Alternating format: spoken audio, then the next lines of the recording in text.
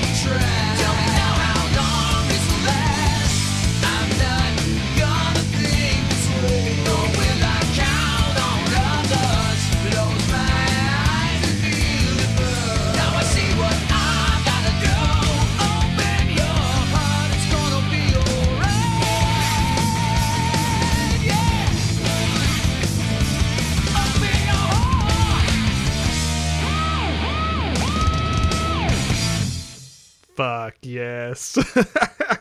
God, I love that intro so much, man. It gets me so hyped every time. So we are playing Sonic Adventure today, yes! So let's get them. So this is the new episode in my series of me playing all the Sonic games, I guess. For those of you who don't know, I played through the original Sonic games, Sonic 1, 2, 3, CD, Knuckles, and even Sonic Mania for the first time ever. And I made videos on my main channel and also a compilation on this channel. And I always wanted to come back to do Adventure. However, Adventure's a bit different from those games because, unlike them, I actually had played this game before. I played it many times before. I played it all the time when I was a kid on my GameCube, on Sonic Adventure DX. Now, if you know anything about Sonic Adventure DX or about Sonic Adventure, you probably are aware that there's quite a few differences between the versions, namely the fact that Sonic Adventure DX breaks a lot of things, and as a result, I've always kind of wondered what's it like properly on the original Dreamcast version. So I went out of my way to find a bunch of mods actually, to fix the Steam version to make it more like the Dreamcast version, and that's what we're playing today. So while this isn't my first exposure to Sonic Adventure as a whole, this is my first exposure to the original version of the game, and I'm extremely excited to play this because I'm already noticing a ton of changes. One of them is that building in the background is completely different, and obviously the models for the characters are different too. I will not be skipping the cutscenes, by the way. I will watch them every time. I noticed that the fingers on the models, they're more blocky, like proper old 3D games, whereas in the DX version they're separate fingers. Honestly, I kind of think I prefer it. I don't know. I've always kind of had a soft spot for the meld hand finger thing that old games used to have, particularly in like Ocarina of Time, Majora's Mask, I suppose, which are also games I'm extremely nostalgic for. I think I mentioned it in my 2D Sonic game videos that, like, I was a Nintendo kid growing up and I never had a Dreamcast or any Sega console for that matter, and it's actually kind of funny. When I was a kid, I didn't even know Sega had consoles, which is embarrassing to say, but it's just true. I didn't know. And so yeah, Sonic Adventure 1 and 2 were my first exposure to Sonic as a whole, and I came to absolutely adore these games. If you didn't know, Sonic Adventure 2 is one of my favorite games of all time. Not just my favorite Sonic game, favorite game of all time. So I'm very excited to get to that game, but we're doing this game first. You're gonna crash! So I think that one of the things is that the facial expressions are less exaggerated. They're still pretty exaggerated in this version, but I think probably toned down a little bit more because these models were actually made more specifically with the facial animations. So one of the big things I know is that the water is different. And yes, it is. Did not even realize that there was a woman in here. Oh geez. Ah, man. God, I love this game. Do you like the way that Sonic leans in, by the way? I saw that in a YouTube video. So yeah, the original Dreamcast has this sort of... Ah, Jesus! I don't know if I like the way the water moves, but I do like the tide here. I think it's kind of nice. Also, love the backgrounds. This is a weird thing. I really, despite the fact I've never properly played a, oh, I can't make that jump.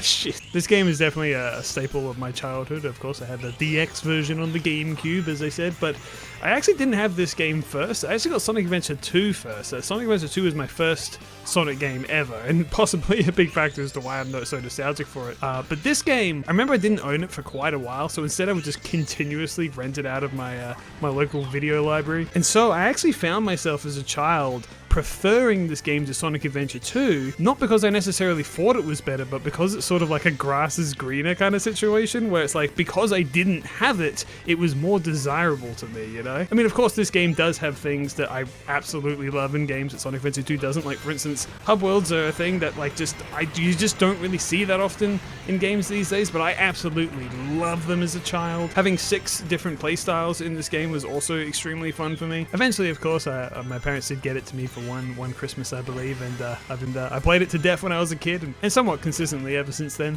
Though I will say, this playthrough, I'm going to take things a little bit slower.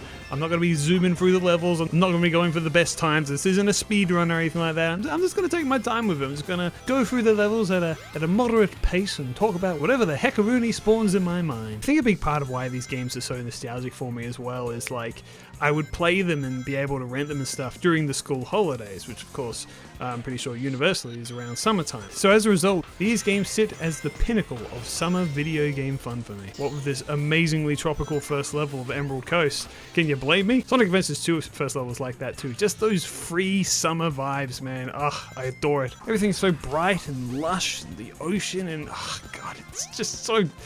I guess what I'm trying to say is that this is the kind of game for me that if I pop it on in my deepest, darkest winters, is always guaranteed to make me smile. And I don't know, I just think there's a beauty in that. Alright, so I get to see what Tails' model looks like. Honestly, it looks pretty similar to my memory. Obviously a bit more blocky, a bit more chunky. This is weird to say it, even though I'm like very familiar and nostalgic with the DX port, but I kind of think I like this one a little better. I'm iffy on Sonic's one. I'm kind of 50-50 because it's very jarringly different to what I remember it being, but Tails' doesn't look too different to me. I don't know. Oh my god, and they synced up. So that was a big thing I remember from the DX version, is that whenever a character is holding an object, the bobbing of the object is desynced with the character bobbing. So it looks really weird to see him actually hold the Chaos Emerald and for it to stay in his hands. You like the view from the station? I love the sea. The sea always there for me. I do love the sea. I absolutely adore it. And I've always loved this game's seaside vibe. What can I say? I'm a sucker for the ocean. I just really love seaside tropical vibes. That's why I'm writing my story in a tropical island environment. I wonder if I can attribute that to some of that love to this game.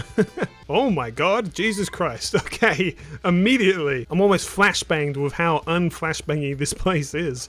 Oh my god, it's so much greener. Dark green, most notably. Wow, that's really intense. Water looks bluer, I think. But yeah, wow, this place is probably one of the more changed areas. They really, like, I think they just made the whole area, like, more beige in the DX port.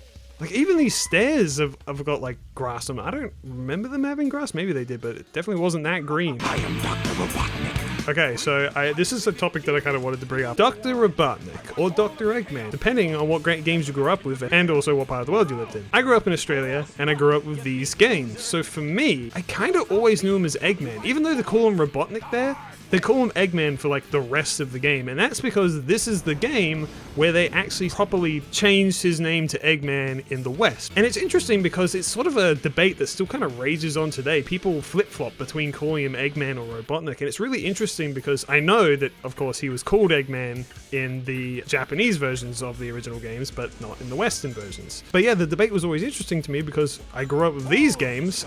I always knew him as Eggman, and so the argument, the discussion of whether he should be called Eggman or Robotnik, it's just, I don't know, it's always intrigued me. He was never Robotnik to me, he was always Eggman. And only really years after did I really see the debate start, and it confused me. I also never grew up with either of the cartoons, and I never read the Archie comics either. And so yeah, Eggman's or Robotnik's Western designs, the two designs he had, I never really liked either. Because again, for me, they weren't Eggman. They were this other character called Robotnik, who I'd never heard of before. And now we're finally formally introduced to Chaos. I always adored Chaos as a kid. For a while, he was my favorite character, purely on aesthetic alone. There's just something about a cool, freaky water monster that really tickled my fancy as a kid. I liked him so much, I remember I actually, as I did for many characters I liked as a kid, I'd write little stories about him, entire Sonic games that starred just Chaos, you know? I even gave him like a lava equivalent rival. I don't even remember what his name was. It was probably something stupid like Chaos Backwards or something like that. And of course, in Sonic Adventure 2, if I ever played the battle mode, I'd have to play as Chaos. I mean, I couldn't not, you know? But these days, while I still respect Chaos a lot, I can't say he's necessarily my favorite character. He's not that deep. But there is still a lot to like about him. Like, one of the things that I really appreciate, which I don't see enough people talk about, is the fact that Chaos's entire motivation effectively stems from the Chow. The only reason that he ever attacked anyone in the past is because by going after the Master Emerald, they were effectively destroying the homes and the Chow themselves, which he is supposed to be the guardian of. Because you see, back in this game, Chaos was actually confirmed to be a mutated Chow. He was supposed to be their guardian and protector. And that's basically his entire motivation. In this game, he's effectively just trying to get revenge for the Chow. And I really love that for the more observant players, you can kind of figure this out pretty quickly. Like in all the flashback cutscenes, while they're never given too much focus, the Chow are always there. They're always hinting at Chaos's true intentions. And then, of course, there's the fact that Chaos's name is literally just Chow with an S. It's literally right there staring you in the face, and yet all these characters, they just don't see it until the very end, and that's really interesting to me. I always thought this was a really excitingly progress stage. You start off in this fairly normal kind of green hill valley, and then you come over here, you just run directly into this tornado. And you see that little ledge over there? Actually, as a kid, for some reason, I always thought that if you got there fast enough, you can actually explore that little area, but like, I don't think there's anything there. But anyway, yeah, now we're inside the fucking tornado, and this was the coolest shit ever as a kid. This is honestly the kind of thing that I would have designed as a stage as a kid. Like, what if an entire stage took place in a tornado? And Sonic Adventure says, yeah, that's a great idea, let's do it. Also, I feel like this bridge had like the ropes going through it in the DX version. I always thought that was intentional, but I guess that was a glitch. Anyway, once you reach the top here, you finally spring on out, and then you're like 1 billion miles in the sky, or at least that's how it feels. And if you thought the little floating islands were cool before, this takes it up a notch. I don't know, man. The vibes in this stage is just so fun and free, man. There's something just so exhilarating about running around 1 million miles in the sky and making your way back down again. I love the ridiculousness that you literally cannot see the earth below you. You're so far up that the land is a distant pipe dream. It's a concept that's just completely gone by this point. By the way, the reason that we're here in the story is that we're just trying to find the Chaos Emeralds. And I gotta admit, I love how video gamey it is. I don't know why the Chaos Emerald is way the hell up here. And I especially don't know how the hell Sonic and Tails know that it's up here. But here we are. You of course come back to this stage later as well as Tails, where you get to fly through this area, and it's so fucking satisfying. I'll get to that when I get to Tails' story, but man, oh my god, look at the clouds on the cars. It's so shiny. Sorry, I know I should be talking more about the differences and changes. To the most part, the game feels decently familiar, mainly with different lighting. It's a big difference. Actually, I heard as well that the original Dreamcast version, the time of day changes in the sewers, like the colors actually change down here when they're technically not supposed to because it's the sewers. Anyway, pinball. Here's the thing about the pinball in this game. Personally speaking, while I think the pinball can definitely be fun, rather just lose, to be honest with you. In my professional opinion, this is the best way to play this. It's just let it all sink down, and then if you don't have enough money, they just throw you in the bin, and wow, this place looks different already. Green water. Also, can I just say, fucking love this song. Actually, that's something I probably should have said in general. I love the entire soundtrack to this game. It's absolutely phenomenal in my opinion. I've used it in a million videos and will use it in a million more, I'll have you know. It's kind of funny my reliance on the Sonic Adventure soundtracks, both 1 and 2. Ah, no! Whenever I make a video, I think I gotta use a different soundtrack for this. I gotta think of something else. I gotta be more original. And then I just always lean for Sonic Adventure. I'm working on another big video for my channel, and I was trying not to use Sonic music. I swear I was trying not to, but I just couldn't think of what else worked. And a particular song from Sonic Heroes just felt like it fit so perfectly, and I was watching it, I was listening to it over and over and over again. I couldn't help it, man. I couldn't help it. So look how many rings you can get by being in the bin. I always just prefer being chucked down here for this reason. Oh, sorry, 223. Yahoo, baby. Oh, look at this. So this texture was completely butchered in the DX version, and I actually remember seeing this as a kid and just literally not knowing what it was. I thought it was a grate in the original. This is obviously supposed to be a grate above, but I thought it was a grate below because the texture was just extremely butchered. Apparently, it's not a very well-known fact that you can actually take a shower. I always knew this as a kid, but apparently this is one of those did you know facts from Did You Know Gaming. I don't actually know if they did it in Did You Know Gaming or not. I don't watch them. May as well deposit these puppies off. Ooh, I like the little glow around the emerald. I'm just noticing that as well. I don't think that was in the original. Now, should I go back in the bin or should I play some pinball? The problem with pinball is that, like, I find that you can spend an extremely long time there. So I try not to, generally, but there's definitely been some playthroughs where I've just spent, like, literally all my time just playing pinball endlessly and just thinking to myself, wow, does this ever end? As a kid, I didn't have any friggin' perception of what the hell a pinball machine was, apparently. I always liked the Knights machine because there is a way of getting into this like secret area where you actually see Knights. You can fly around them and it's really cool. I always thought Knights, this is kind of stupid, I always thought he was just a Sonic character because I knew him from this game and Sonic Riders. I was always like, wait, what game is he from? And it's Nights into Dreams, dummy, it's right there. Though I have never played Nights into Dreams. I don't know if it's good. I hear people talk somewhat fondly about Nights, but never really about the games itself, so I don't really know. I know there's a really in-depth system with the weird, like, angel guys, but I don't know. I just realized I got more than enough rings. Alright, I'm just gonna go lose now. Okie dokie, and there we go. I think that is more than enough. I think you only need 400 rings if I remember correctly. I don't know, as a kid, I just kind of grabbed as many as I could. I didn't really understand how this stage worked. I just kind of fucked around in this stage until somehow I won. I don't know.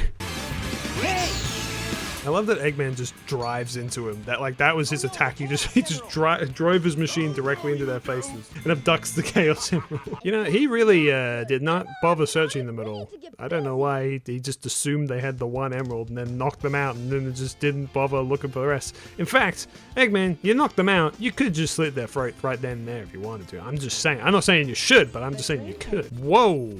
Blue. This is blue as all get out. Oh my god, look at all this. Love those wall textures though. I love that the Dreamcast so often used like real life photos as textures. It gives it such a unique vibe that I can't get enough of. I know that for a lot of people that probably looks like bad, but for me it's just nostalgic, man.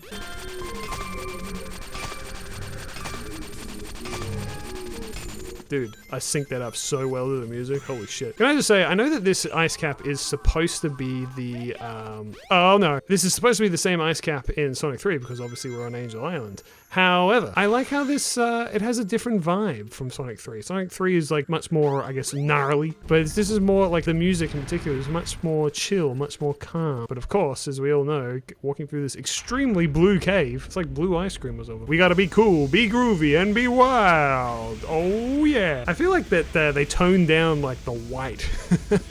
I know everything's more blue, but like, I feel like it used to just look like pure white snow everywhere. Woohoo!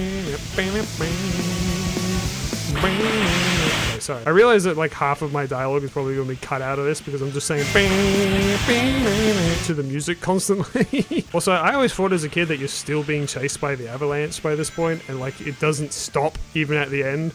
I don't know if that's true. I'm assuming that it stops.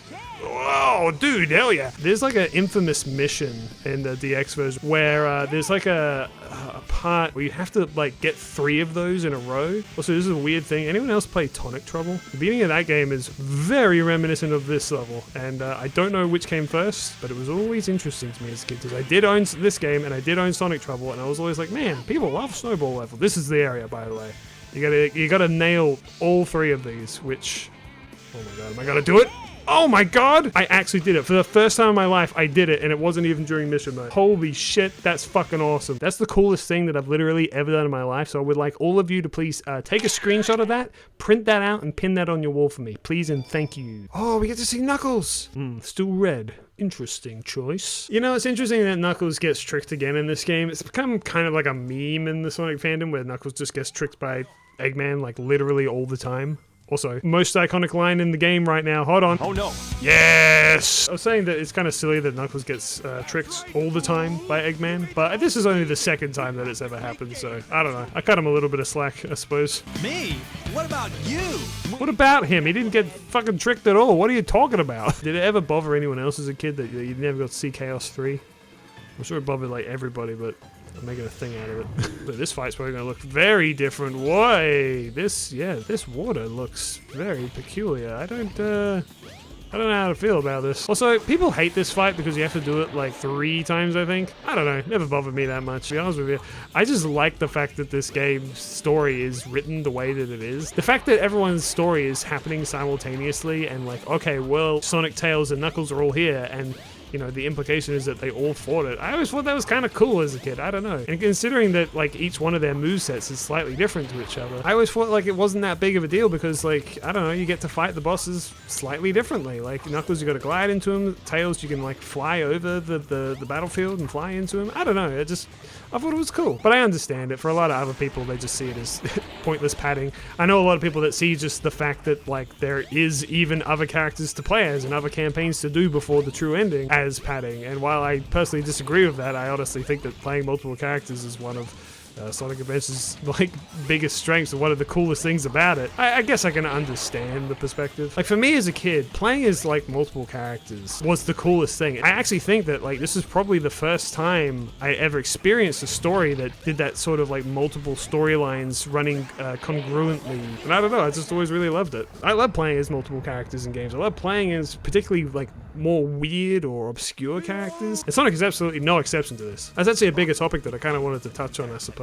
And it's something that they're getting better at, but like for so many years post, I guess, Sonic 06, Sega were just absolutely terrified of Sonic's friends. There was like a big criticism that came from either Sonic Heroes or Sonic 06, where people criticized Sonic for having too many characters, too many friends. There's just too many going on.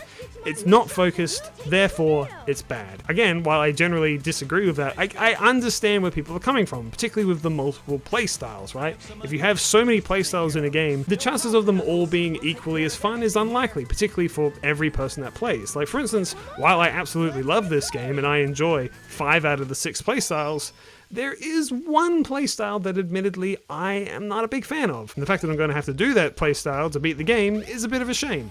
And I understand that. But I always felt that like removing all of Sonic's friends from those games for so many years was really throwing the baby out with the bathwater. There are ways of making multiple playable characters in a game that can still work. You guys want to see a cool little trick about Sky Chase? You just sit in the corner up here. I don't think anything can hit you. Or if it does, not enough to kill you. So you can just sit here. The thing about playing as multiple characters is that I think that people believe you can't have your cake and eat it too. Like, if you play as Knuckles, for instance, is in Sonic, everyone believes that Knuckles has to then have his own playstyle. He has to play differently to Sonic. I don't necessarily think that needs to be the case. I think about Sonic Heroes in particular, right? I personally think they did the multiple characters thing almost perfectly, where they refined one primary playstyle and basically had all the other characters just be skins of one another. I think that is the ideal way to go about it, because there are so many Sonic characters that are so cool, and each one of them has their own dedicated fan base. And I think it's such a shame that for so long we have been practically locked out of those characters for nearly over a decade now, because for some reason Sega had this belief that, oh, Sonic has too many friends, we can't let you play as them. Even the stories for the most part during that era was just Sonic. Like, Sonic Unleashed is such a weird game to me story-wise, because like the whole Earth gets cracked open and gets separated into multiple pieces, and yet we don't hear or see anything from any other character other than Sonic and Tails. I think Amy very briefly. That's it. Like, really? Nobody else is around. Nobody else has anything to say. Also, by the way, I just noticed that those models are so low poly, and it is hilarious. I love them. They remind me of Sonic Jam and Sonic R models, and I actually really like those models, as goofy as they are. I always love this cutscene. Reggie Ice ass sound effect. As he's saying, Tails with sand in his mouth. Spit that out, boy. Coughs up sand in little girl's face, runs away. You're not who I'm looking for. I always thought that the way that this was framed, that like that little girl was somehow more important than she is. Oh wow, she looks very different as well. She's got like texture on her dress and everything. I really like this model as well. I think I kind of prefer all the original models. It's really weird to say, but I don't know, it's true. Oh hell yeah, here he is. E100 Zero. Now I should say that Sonic has been getting better with playing multiple characters characters in recent times. Namely, you got Sonic Frontiers, last DLC allows you to play as Tails, Knuckles, and Amy. Sonic Superstars obviously lets you play as Tails, Knuckles, and Amy. And then of course you got Sonic Racing Cross Worlds, which allows you to play as a whole bunch of characters. And there's even rumors that there might be like some IDW characters and stuff appearing, which would be really cool because like I said, I've been reading the IDW comics and I really like those characters. Thanks for the push, kind stranger. And I think that's really cool that they're allowing us to play as these characters again, because I love all those characters, even the ones that are not as beloved or I don't care for as much. I like to see them still, and I like to be able to play as them. And in my ideal Sonic game, you would have the option to play as nearly, if not every character. And I know that sounds insane, but we're talking like wishes here. But as I say, you don't have to have it that every single character has their own completely unique and distinct playstyle. If every character played as just Sonic, with maybe even just, if you really want, slight differences to like their, I don't know, speed and acceleration and jump height or whatever, that would be more than enough. Like I think about like playing Luigi in Mario. Like no one questions that like Luigi plays pretty well the same as Mario, and even he sometimes plays a little differently, you know? You play like New Super Mario Bros, you got like two Toads or Peach or whoever, and they all play exactly the same, you know? I think you could do something like that, and even if you didn't do that, you could just have them all be clones of Sonic, just skins of Sonic, just with, you know, small aesthetic differences, even like the way they jump or something like that, you know? I just think it would be cool to play like a stage like this as, I don't know, like Vector or something like that, you know what I mean? It's personally what my ideal Sonic game would look like. And speaking of, actually, I suppose I should answer that question. What does my ideal Sonic game look like? Obviously there's the character selection thing, but there are two other major aspects that I personally would like to see. And again, I want to acknowledge the fact that everyone has their different idea of a perfect Sonic game, okay? What I'm about to describe is almost certainly not going to describe what your perfect Sonic game looks like. It's just mine, personally. So first of all, we've got to talk about the gameplay, of course, and while I am very partial to the adventure style, it definitely has its shortcomings. I will never deny that. I think they got it pretty well right of actually how Shadow plays in Shadow Generations. I really love the way he plays in that game, and I think that if they made a full game of that playstyle, I'd be pretty down with it. And I know Frontiers is sort of there, it's not quite, but I think that they refined what they had in Frontiers a lot more in Shadow Generations, if that makes sense. Personally, I just really like games where I can actually control the character. I can move the camera around, I can move them left and right and all around.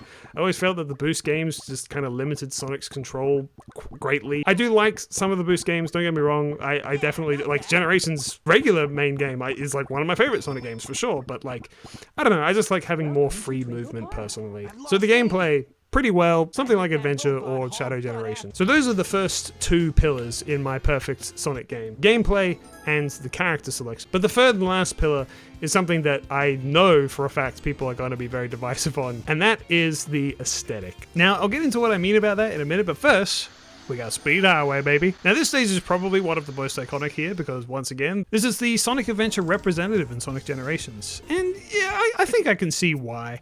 I think it's because this stage really does sort of emphasize the Sonic going into more of the realistic and cool, you know, sort of bringing Sonic into the modern age kind of thing. There's just something about the image of Sonic running around on the side of human buildings in the middle of the night that screams, oh yeah, we've moved on to the next stage. You know what I mean? But anyway, speaking of aesthetics, going back to what I was saying before, Sonic Frontiers is what a lot of people have always dreamed of when it comes to a Sonic game. Sonic running around a realistic grassy field, like in those Unreal Engine demos. The ever iconic Sega hire this man situation finally happened, and they hired that man. I don't think they actually did hire that man in particular, but you get the sentiment. Playing as Sonic in a big, realistic, open field for a lot of people was the dream.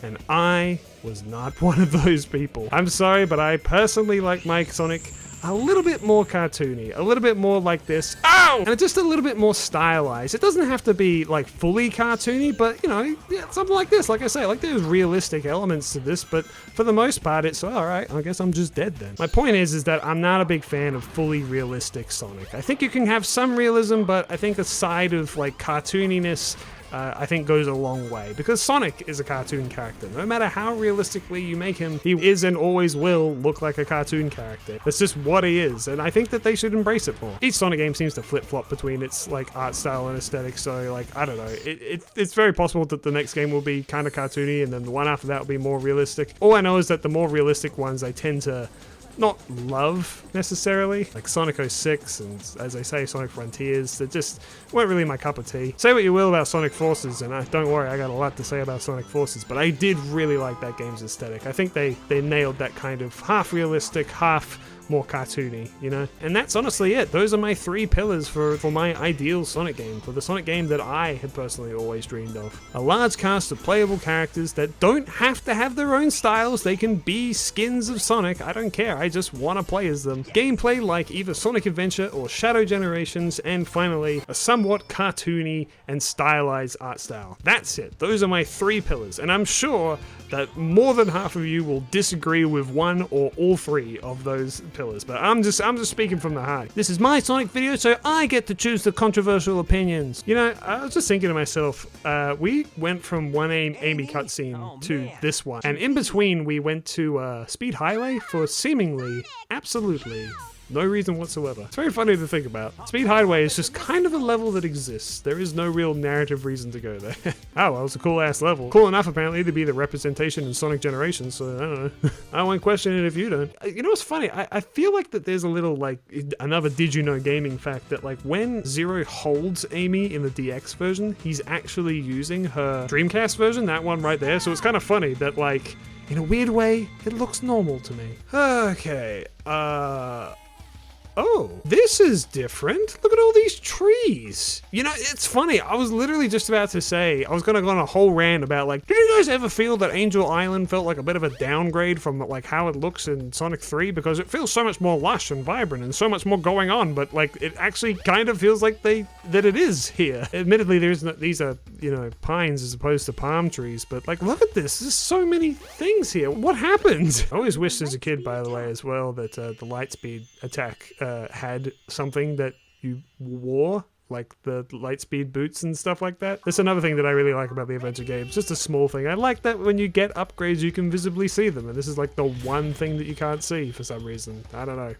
So Red Mountain's looking a bit different texture-wise as well, actually. Red Mountain's looking a lot more like Green Mountain right now. Is Red Mountain supposed to be like a stage from Sonic 3 and Knuckles where it's like, oh, this is actually a very, very, very stylized version of Carnival Night?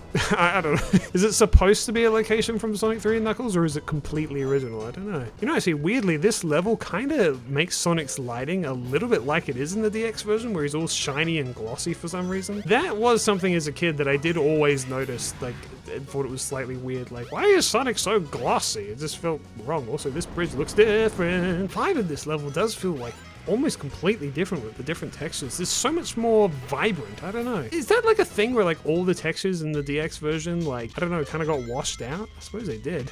Also, welcome to hell. As a kid, this place really creeped me the fuck out. Like that spider there left impressions that I don't think I was supposed to have as a small baby boy. The music in particular just always, like, I don't know, man, it did something to my young, impressionable, childlike mind. I hope I don't finish the level too fast, because there's actually a part of this song that is so fucking sick that I gotta let you guys listen to it. It's so freaking sweet, Wallace. Here it is, listen to this.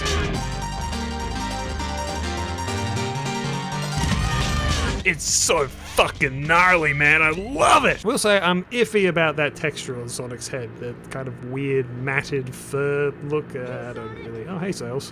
Alright, so I'm actually going to play this version of Sky Chase because I don't know if you can win by just sitting in the corner for this one. You'd think I would, but I don't remember. Also, it took me so long as a kid to realize this, and if you didn't realize this, I'm about to blow your mind. But if you ever wondered why it felt kind of weird the way that you're controlling the plane, it's because you're not controlling the plane. You're actually controlling the reticle for the plane. It's why it's never fully synced up. It's because, yeah, you're actually controlling the reticle. So really you want to be looking at that for where you're aiming. It was such a huge, like, Jimmy Neutron-esque brain blast when I was a kid to realize that. Dude, I love that model of Sonic. It's so goofy. I love it. I love his little block hands. They're fantastic. I love, by the way, that the transformation really doesn't functionally do, like, anything. Okay, that was a little bit more close for comfort than I would have liked. Maybe I should have just stayed in the corner the whole time. For this final bit, you gotta remember, you gotta actually shoot the damn thing. Certainly have one or two instances of playing this game where I didn't realize I had to shoot back. Got it. Okay, there we go. Jesus Christ, that was way too close for comfort. Whoo, 59%. Don't even know what that means. There's no landing gear in this mode. They changed the mode, Tails. Why would you just crash into it? You can still fly, you fool. Also, they make a big deal about it having no landing gear, and yet they're totally fine. It wasn't a big deal. Here we go! Here we go! I love the line delivery of this game, man. I know it gets memed to shit, but I don't care. I love it. Get a load of this! Hell yeah, get a load of this. Another iconic line. Actually, speaking of, I didn't talk about it at the beginning. I was too busy yapping about some garbage that nobody cares about. The line right at the beginning where he says, "Oh yeah! This is happening." As a kid, I literally never questioned. And to be honest, even a little bit as an adult, I don't really think too hard about it. But apparently it's a very jarring line for a lot of people. People are very confused by it. The only way you can get to me is through the sky deck. How am I supposed to find the sky deck? The sky deck entrance is open. But where is it? Where is the sky deck? This must be the way to the sky deck. But where is the sky deck? Oh, there's a sky deck. But yeah, anyway, that line at the beginning of the game, I don't know. I don't really get people's problem with it. Yeah, it's a bit weird, but I don't know. I always thought it was just like late 90s lingo for like, yeah, it's a good night. I don't know. Like, it didn't feel out of place to me, and it still doesn't, to be honest with you. You guys are just mean or something. I don't know. Well, I fucked up. Come to me, my sweets. Man, they just give you one-ups in this game, huh? For some reason, I was like slightly worried that like, I don't know, it's been so long since I played it that maybe I'd be like really bad at the game.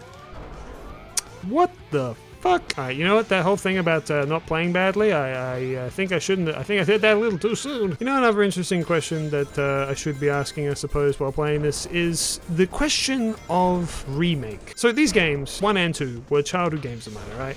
I am excessively nostalgic for them. But the question of a remake is an interesting one because for some reason they just haven't remade these games. Now, do I think they need to be remade? Mainly no. Oh, okay, well, I'm just gonna, yeah. Oh, okay, yep. Well, I'm just gonna, Jesus! I don't necessarily think the games need to remade, but if they were to remake one of them, I wouldn't mind them remaking this one, mainly because I do feel that even in its best version, which is what I'm effectively playing, I think it can still be a little janky at times. I think there's a lot of things that can be fixed up, that can be refined, that can look nicer. I don't know, I think that, like, it should be on the table for a remake, and I do find it slightly odd that they really haven't. I guess Sega don't remake a lot of games in general. They do remasters every now and then, but that's kind of it. I honestly feel like this game serves itself well to potentially get a remake. I think that, like, there's a lot of things in this game that you can very clearly see where, like, you know, things can be improved for sure. I mean, like, as much as I, for instance, really love the dialogue in this game, I wouldn't necessarily mind hearing, like, a more modern approach. But personally, I do not want a remake of Sonic Adventure 2. And perhaps I'll talk about it more when I play Sonic Adventure 2, but I really love that game, and I'm super nostalgic for it, to the point where if they changed even a single hair on it, I would probably be unreasonably upset, even if it was a good change. That's how I feel about Sonic Adventure 2. This game, I'm a little bit more lenient. I'm more like, oh yeah, I guess they could, you know. But that one, absolutely not. You're not allowed to touch it at all. Because knowing them, they'd probably do something stupid like, I don't know, redo the music, which I would hate. I'd hate it in this game too, don't get me wrong, but like, anyway, I don't know. There's just so many little things I find so charming about that game. Everything from the voice acting to, like, I don't know, like the backgrounds, you know. I mentioned the backgrounds already earlier, the Dreamcast backgrounds, but they're so cool in Sonic Adventure 2, man. I mean, I love them here too. I mean, look at that. Look how cool that is. Am I crazy, or is the background here, like, better in this version? In the Dreamcast version? I feel like it is. Like, it cuts off or something in the DX version, I feel like. I don't know. But yeah, anyway, I find it interesting that, yeah, they've just, for some reason, never tried remaking this game. And maybe it's because so many people hold it in such high regard and are very nostalgic for it in their own different ways that maybe they just don't want to touch it. They don't want to fuck with the classics. I wish I could say the same for, like, the Sonic classic games. Like, apparently Sonic Origins was not quite what people wanted, and they fucked with it in ways that they really shouldn't have, and it's that whole situation's kind of a mess. I don't know. I'm very grateful that I got all those games on Steam before they were delisted. Also, everybody shut up! The best character just entered the scene. It's my pleasure. Ready to die. Dude, I fucking cried when I realized what those were the lyrics. Beep bop. So is this the moment that Gamma's programming kind of breaks, or is it the moment in the cell with Amy? I suppose it could be a combination of both, I suppose, but it's interesting to think about, actually. I love how mad he gets when it starts shaking like that. Psychotic, man. I'll find that Eggman and put him out of commission. Sonic's going to kill Eggman with his bare hands. He's going to choke the life out of him. The rocket kind of stretches out every time you get close to it. There's some kind of innuendo there, I'm sure, but I'm not smart enough to make it. Why do you think he puts his crucial change the entire ship button underneath his chair? Well, there's Chaos 6. There he is. He's kind of standing there.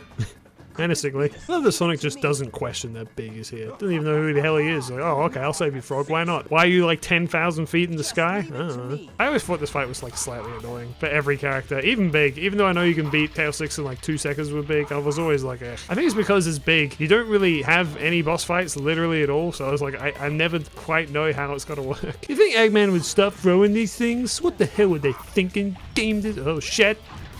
Oh wow, whoa, I hit it into him. I've never done that before. That's sick. Where does Chaos go? Like, he's not dead. He's just kind of gone somewhere. I like how they encounter each other and then that's kind of it. Hey Sonic, hey Knuckles, bye, cool. Also, Tikau's theme, kind of a sleeper hit in my opinion. I actually really like this song as well. I don't think there's a single song in this game I don't like, to be honest with you. They lost the world. They somehow lost the world, but I found it. It was hidden under the big pyramid of man. Dude, there's something about going down these snake-like hallways and that smooth way that it follows Sonic. Oh, it's so fucking cool, dude. Now, of course, unfortunately, our fun has to be ruined by one of the worst rooms in the entire game. Let's see if the collision on the snake is slightly better. No, it seems to be about the same. I don't know, maybe it's okay. I really try not to mess around too much on this because it scares me shitless from childhood trauma. Also, there's like a light over this. Are there always lights on the switches? Or if they were they this bright? I don't know. I know that's one of the biggest changes is that it's mainly the lighting where for some reason just most of the lighting like shaders or whatever just got completely messed up in the DX port. I don't know why. I don't know how this happens. No, Sonic, you fool! This is probably worse than any hell that I could imagine. Ah, Jesus Christ. Swimming through molasses. Hold your breath for as long as you possibly can. You know, I bet I could, like, spin jump over there. I've always been really bad at spin jumping, though, if I'm honest with you. Okay, apparently I'm just bad at regular jumping, too. What the fuck? Okay, door is open. Let's not immediately fall into the water again now, Sonic. Don't give me that look, little man. Hey, oh, yeah. Oh, okay, scary bastard, you. Okay, so this part, wait, first of all, hold on. Is the road paved? What are we in Rome? I just wanted to say that background there, I fucking love it. But as a kid, I had no idea what I was looking at. I know that it's supposed to be like the jungle, right? Like that's just Mystic Ruins. There's nothing crazy or special about it.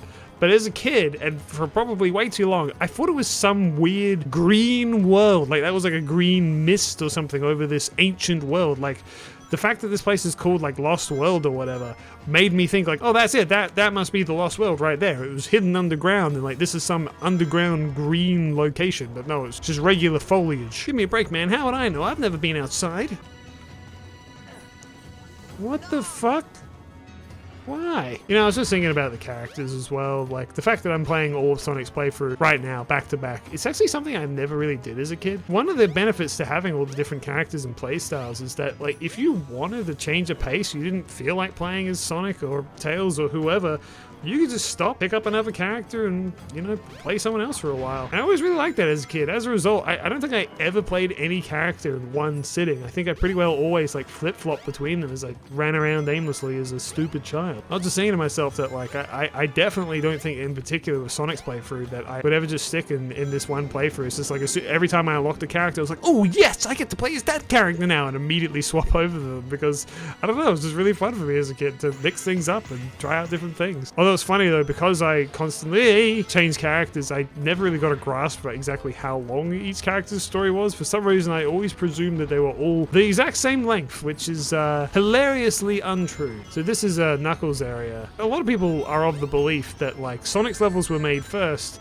and everyone else's levels were kind of haphazardly made in the levels that were already there, which is already just false because obviously Hot Shelter exists. But I always wonder, like, this part of the level, which is for Knuckles, it's pretty wide and open. Did they make this with Knuckles in consideration? I feel like they must have, right? Like, there's so much in this room that Sonic just doesn't really interact with. Ah. Shit. So am I me just killing myself so I can go up 2 flights of stairs? That's just not necessary, I think. Time to die again, I suppose. Why not? Okie dokie, jeez, Louise. I always really love this foreshadowing. I mean, this is subtle for Sonic standards. Whoa! Red alert. This is intensely different. What the hell? This is really weird. You're telling me, Sonic? It actually feels like everything's on fire. Look at this. Whoa. Water's all dark. This is really cool. I kind of love this. God, that's morbid. They're just fucking dead, aren't they? Holy shit. Eyes open and everything. It does make you feel that very likely that these Chow were literally speared to death. Canonically. I always love the flashback cutscenes. Something about them just felt so special because, like, you couldn't go back to these places in a regular playthrough. At least I didn't think so. And it always freaked me out because I know in Tails' flashback, he has an upgrade that you can get there. And I always thought to myself, if you don't grab the upgrade then and there, can you miss it? I actually still don't know the answer to that question to this day. And I still lose sleep over it, man. I haven't had a good night's sleep in like 23 years. Someone please put me out of my fucking misery. Also, little thing, I really love the jungle here. I loved getting lost in this as a kid. Like, there's just something about like big, lush, jungly forest. The ability to just freely roam around and just find these things is really cool. I don't know. Then, when you leave the jungle and you see this, the searchlights and everything, oh god, it's so cool. Like, I love that it looks like there's a whole city down there, a whole Eggman land, if you will. And this precarious bridge elevator to it. Look at that.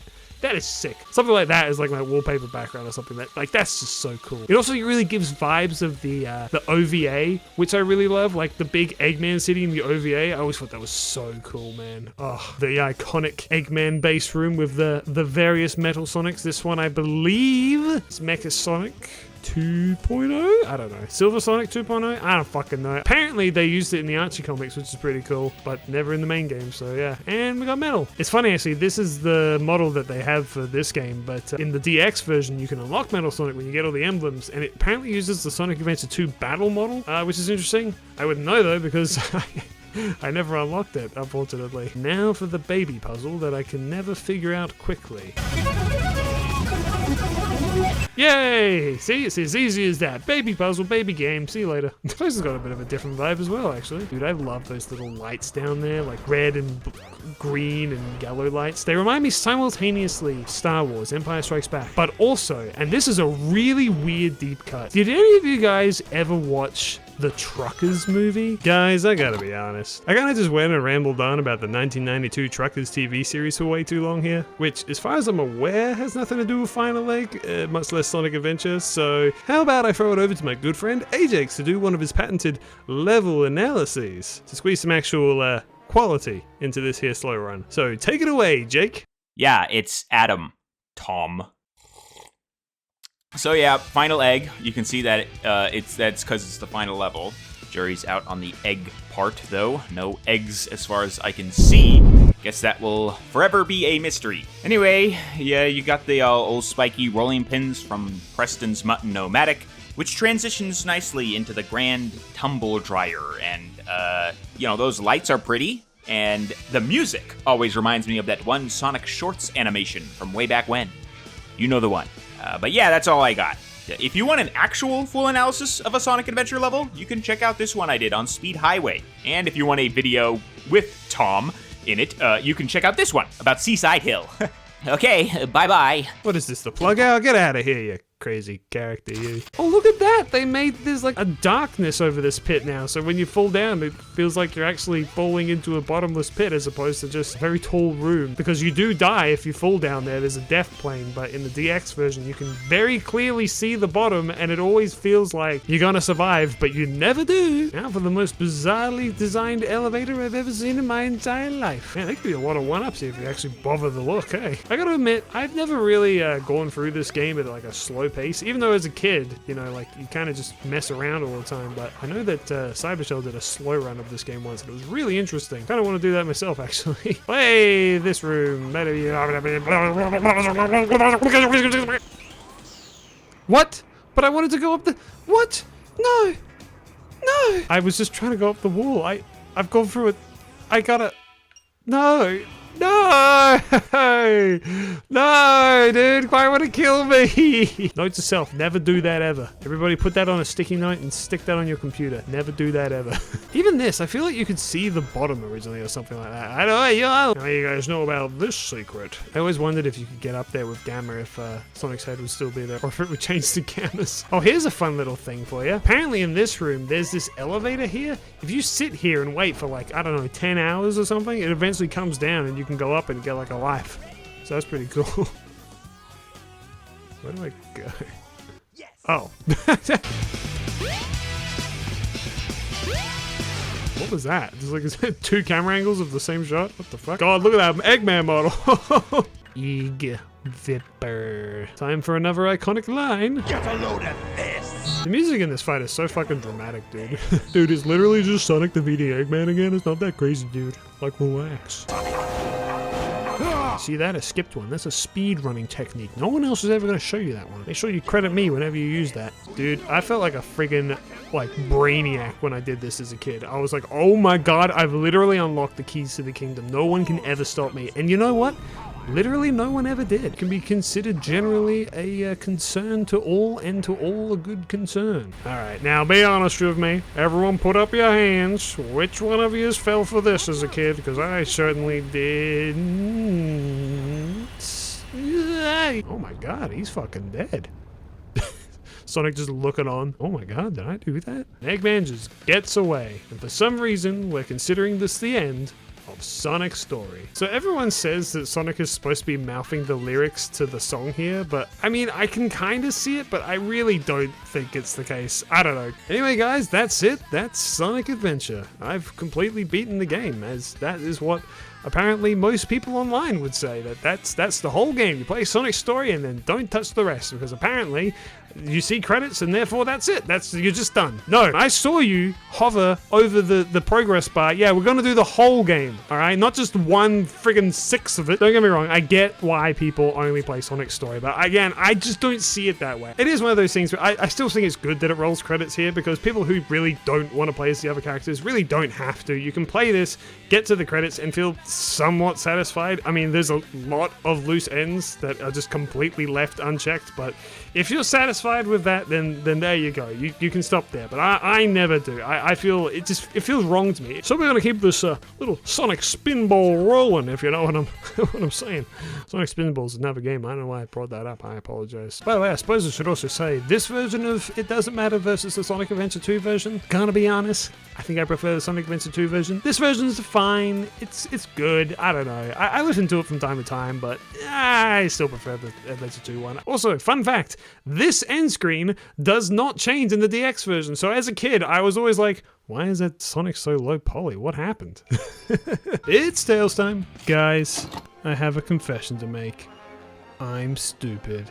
You see, in between stories I had to record something unrelated and muted my desktop audio recording on OBS. And for some reason, Sonic Adventure only plays its audio through the one channel. So basically what I'm saying is, Tails is mute and I am dumb. That being said, don't despair. I have gone through and re-added all the music and cutscene audio in post. It's just going to be missing a lot of the sound effects. I literally recorded all of Tails' story and only realized that it had no audio right at the end, so sorry about that. My bad.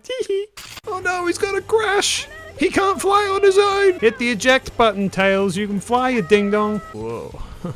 Sonic, were you always this big? Sorry, I gotta stop.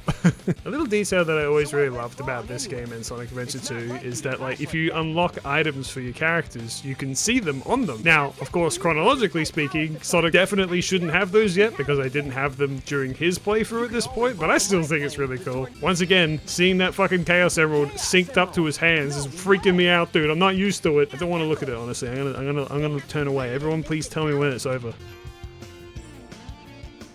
No one told me to turn around. What the fuck? Oh, so first of all, tails. Look at his tails. They got the kind of blur effect that they're supposed to have. Apparently in the DX version, they don't properly blur and it just looks like he's got like 50 tails. Which, to be fair, it still kind of looks like that, but it looks pretty good while he's flying. Tails' gameplay is very interesting to me because I have seen more than a few people say that Tails' gameplay is like not very good. The main thing being that people claim it to be just too easy, and to that I say, yeah, but it's fun. Like, I don't know. I find it to be extremely fun to play as Tails. I guess it's because I kind of look at his levels a bit differently to other people. They either see it as, oh, you just got to do Sonic's levels again, or they see it as, oh, you got to race Sonic. For me, I personally see it as you get to play Sonic's levels like with a cheat code, right? Like you've done Sonic's levels before, now you get to know what they feel like, but figuratively and literally fly through them. And I don't know, I've always found it to be a really satisfying feeling. Tails is just an extremely satisfying character to play in this game. In fact, I'd honestly argue that he's one of the most satisfying just due to his ease of access. Plus also, on the argument that he's too easy, I mean, like, wasn't Tails kind of always an easy mode in the earlier games? Like, I'm pretty sure that in Sonic 3, Tails was sort of the quote-unquote easy mode because he could fly and swim and all that kind of stuff. So, I don't know, I just never really understood people's big deal with it. Because it's a shame as well, because obviously they didn't bring back his gameplay style for Sonic Adventure 2. And while I don't necessarily mind it, I actually really like all three gameplay styles in Sonic Adventure 2. I honestly never thought that there was anything wrong with his gameplay in this. Obviously, I'm getting ahead of myself. We haven't even friggin' started yet. We're gonna start with a boss battle. It's just so satisfying as well. I just love like watching his tail spin around while he's running. This is one thing that I will actually say that, like, again, I love Sonic Adventure 2 with all my damn heart, but the one thing I dislike is when you can play his tails outside of his mech in the Chow Garden, his tails, they don't rotate. They just kind of flop backwards and forwards, and it just looks really bizarre and awkward. And I honestly feel like they never reached the height of how he was animated when he's like moving full speed like this in a 3D game ever since, to be honest. Anyway, Eggman's on fire! Someone put him out, please! Jesus Christ! I love the little like Badnik squish sound that happens when his thing fucking falls apart. Kind of a nice thing that like re-experiencing these stories from a different perspective, because I can kind of comment on things that I may have missed before. Like how I really love the way that the claw comes off screen and then comes back down again. Clearly it's two models to kind of mask the fact that it's not capable of bending. But I think for the time, that's kind of a really clever solution and clever way of working with the camera. I love that even as a kid. I just want to bring it up here because I just think it's really cool. Also, by the way, love how Eggman's theme moves onto this part of the song as Chaos 2 appears. There's so many video games from my childhood where I know them all so off by heart that the sound effects and the music cues, I know them down to a T. And this moment when he throws the Chaos Emeralds into Chaos, makes him Chaos 2, and the music syncs up, ooh, it's just that, baby.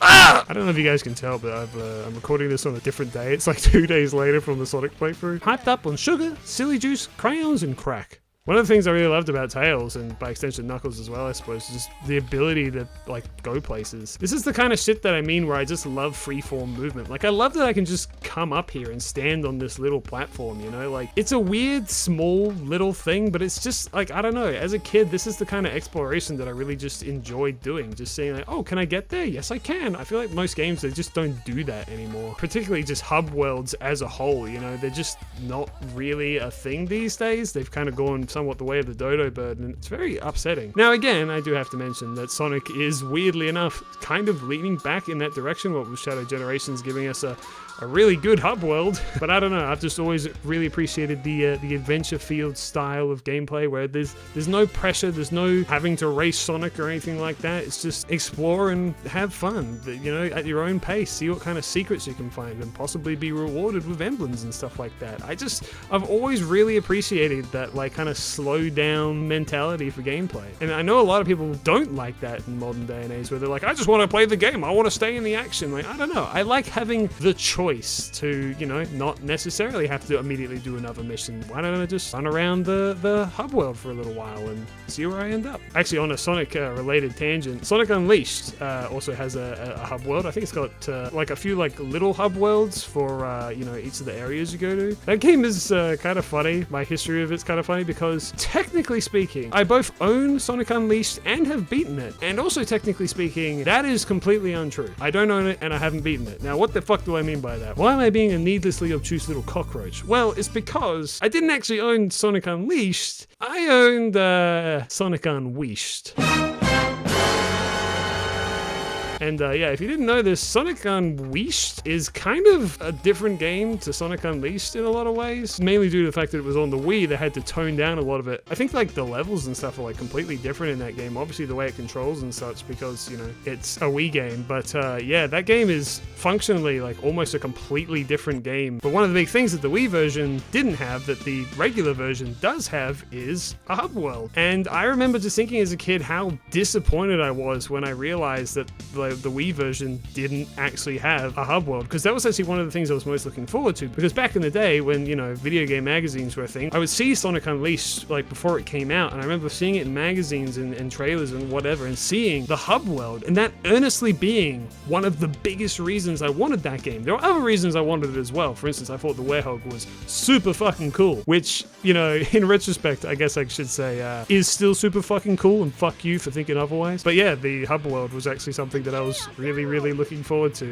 and yeah, the Wii version didn't have it, and as a result, I've never gone back to it. I did beat the Wii version, but it's just never felt right to me. It's really messed up finding out years later how much better the game is on PlayStation 3 and Xbox 360. I didn't realize it's not just like the lack of a hub world, but I think the level design and the gameplay is radically different as well. I still consider it a gap in my Sonic history, I suppose, where again, I technically played Unleashed, but I really haven't, at least not in my opinion.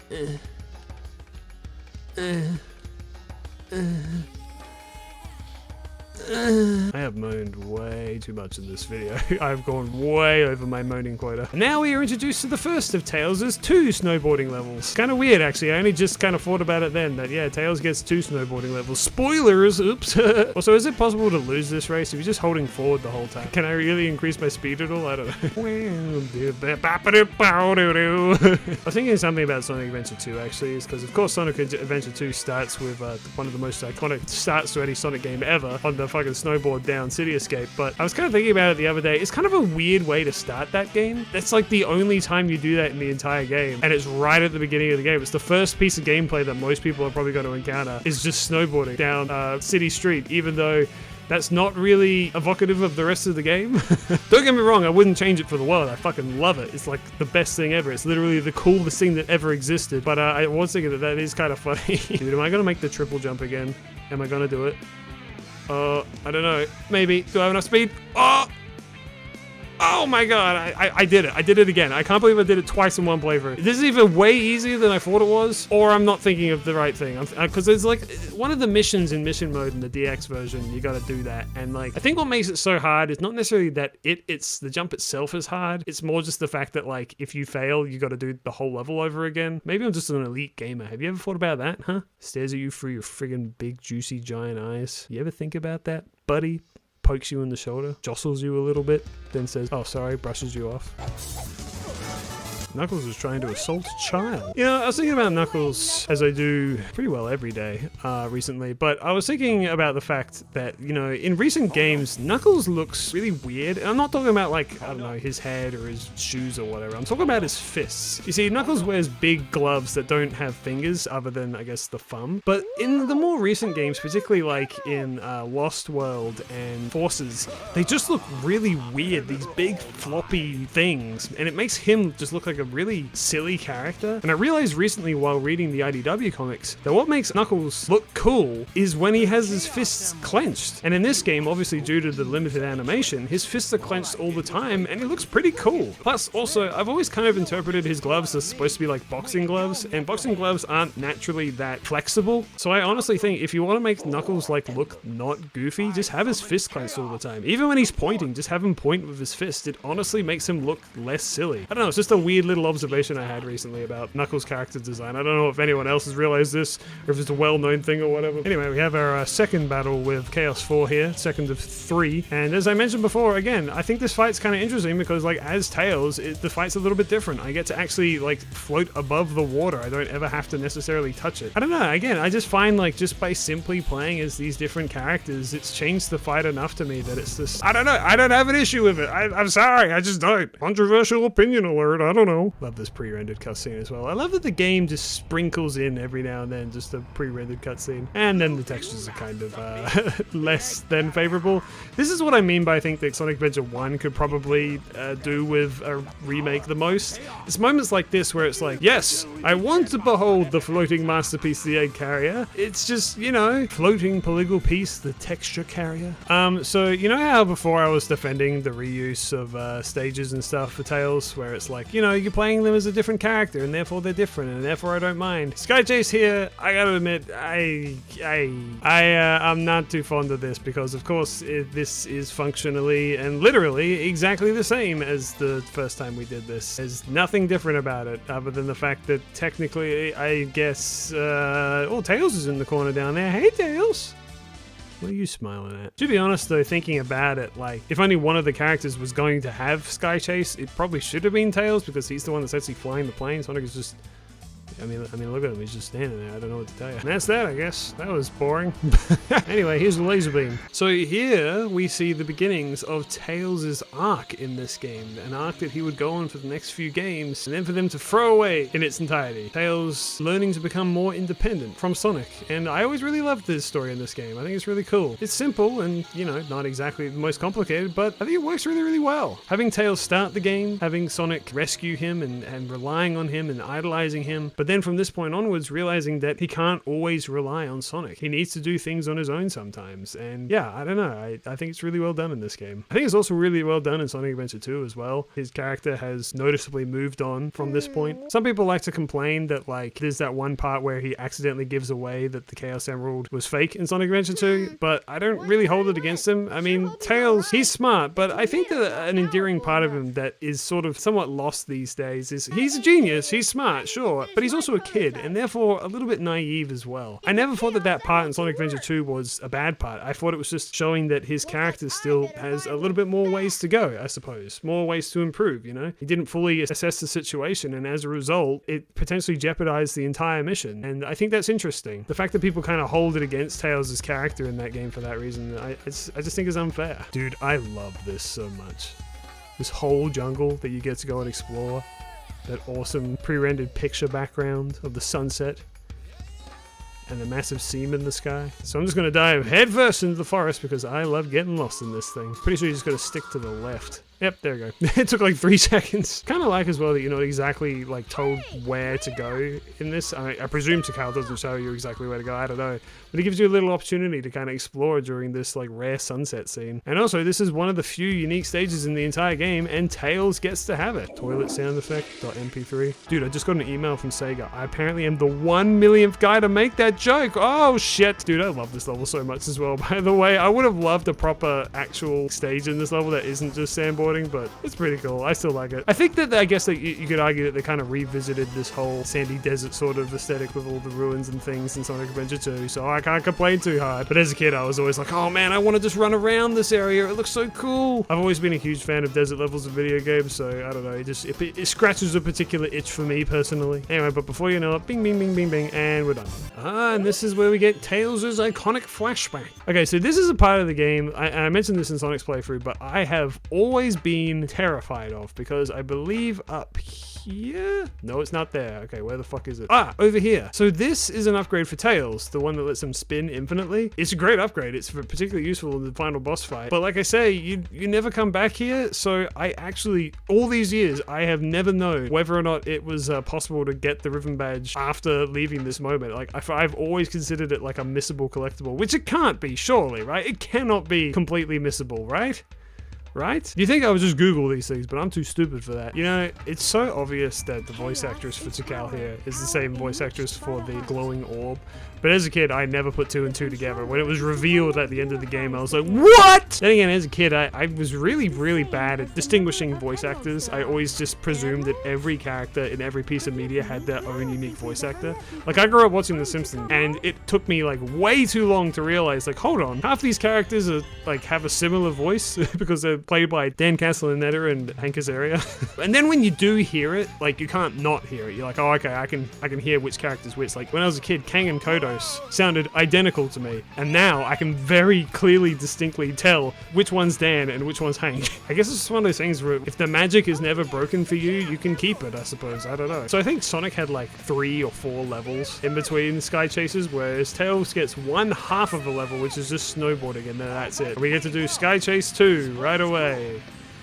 Yay. Here we go again. This is Sky Chase number 4. Thankfully the last one in the game though. No other characters to do Sky Chase. It would be really fucking funny if Big got to do Sky Chase though, because he escapes the egg carrier in the tornado too. I would love to see him have to fucking fly around like this. I don't know what to really put here during this sequence, so I'm just going to insert Shadow kicking Silver in the back of the head a few times. Hope that entertains you. It's sort of my equivalent of Subway Surfers.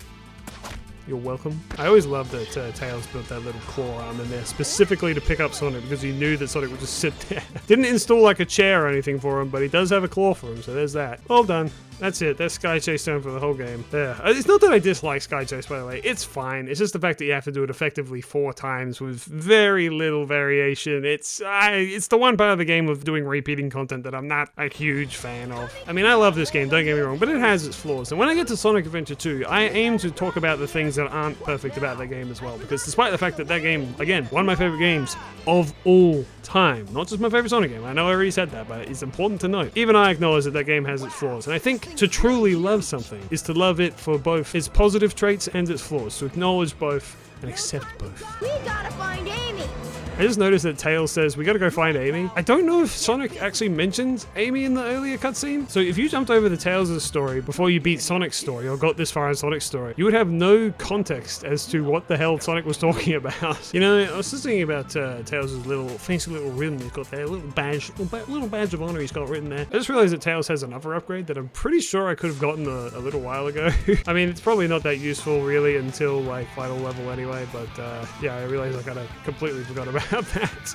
Oops. So this is an example of a level that, in my opinion, becomes extremely fun as Tails, because look at all this shit that I'm skipping, man. The fact that I get to just fly above this whole area, it feels like the place was like made for Tails to break. I don't know, there's just something about it. I think that Tails' playthrough is so cool. I think his playstyle is awesome, man. One thing I didn't think I really acknowledged before is I feel like the wind here is going way faster, which is like much cooler. Yeah, the wind down there is like moving way quicker, so it actually feels like we are indeed traveling through the air. In the GameCube version, it doesn't move as much, and I think in like the PC port I read, it like doesn't move at all, possibly? I don't know. It gives this level an insane sense of energy, and I love it.